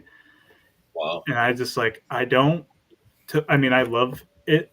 I don't totally understand how it happens. One of these songs, I mean, the first time I heard Rudimentary Peni was in a skate video that came out in 2003, Pigs in a Blanket, in a Volcom video, which I was just like, this doesn't make sense to me, like this song. And then it was like, also it was like skateboarding intermixed with like old 16 millimeter footage of animals on a farm. And I was just like, I think at that point I was already a vegetarian, so it was like not I was not subverted by it, but I was like it didn't make sense to me, and then it even took a couple more years until I was able to even find it. I couldn't find it. I could only hear it in that on a DVD in on a small TV. I had like no concept of buying where I would even buy it. I guess I could have maybe bought it at Brave New World in Pittsburgh, but I don't know. I'm glad that it's getting its due. Hopefully the money gets to the right people. I somehow doubt that it is because so rarely does it. Yeah, like shout out to like the highest respect to Sean and Paco for making those records available. Again, yeah. The way they should be. They those reissues look great and they sound great. They do. Like, it's the same. Yeah, like you can tell. I mean, not that there's any reason to ever doubt, but like you can tell that those guys like love that band and down to like every last detail of like the presentation. You know, like so many. There's so many other labels that could, you know, thankfully not like reissue those records and do them poorly or just do them very bare bones. Want that Rudimentary Peni to be on Relapse or New Rocks or or like Puke and Vomit reissues or FOAD. Yeah, it's like with the Italian label that does like those could have gone so wrong if somebody just, you know, paid for the rights or bought the publishing or whatever. And I don't know, just like thanks to the guys that they're keeping those in print because they should be available and like those records deserve to be affordable. They should be affordable, and you should be able to agonize over every inch of the artwork, which there is like a late in the original format. In the original format, absolutely. Like an 89 maybe reissue that's just in a regular sleeve. I feel bad for anybody that ever bought that. It's horrible. It's offensive. Not the right way. It should be illegal. Whoever made that decision should be tarred and feathered in the town square. Straight to jail. Yeah. Do not pass go. Go straight to jail for what you've done to this beautiful record. I think we're just hit the 3 hour mark, which is the world record for the show. Wow. I meant to do that. I was timing it. Actually, I haven't. Okay, next week, Friday, February 28th, 10 o'clock, as usual. Stephen from AOS. Stephen Hey. and other bands. Connecticut. Yeah. He's also I'll never move back to Connecticut. EA for the guest. Maybe Matt O'Brien is coming on. So that was a great show. It was a long one, but it was a fun one. Yeah, I had fun. The extended edition. Yeah, this is for real heads only. The mega mix. Yes. It is. Thanks for tuning in. Oh yeah. Staying with us. Always appreciated. Until next time. Stay healthy and stay clean.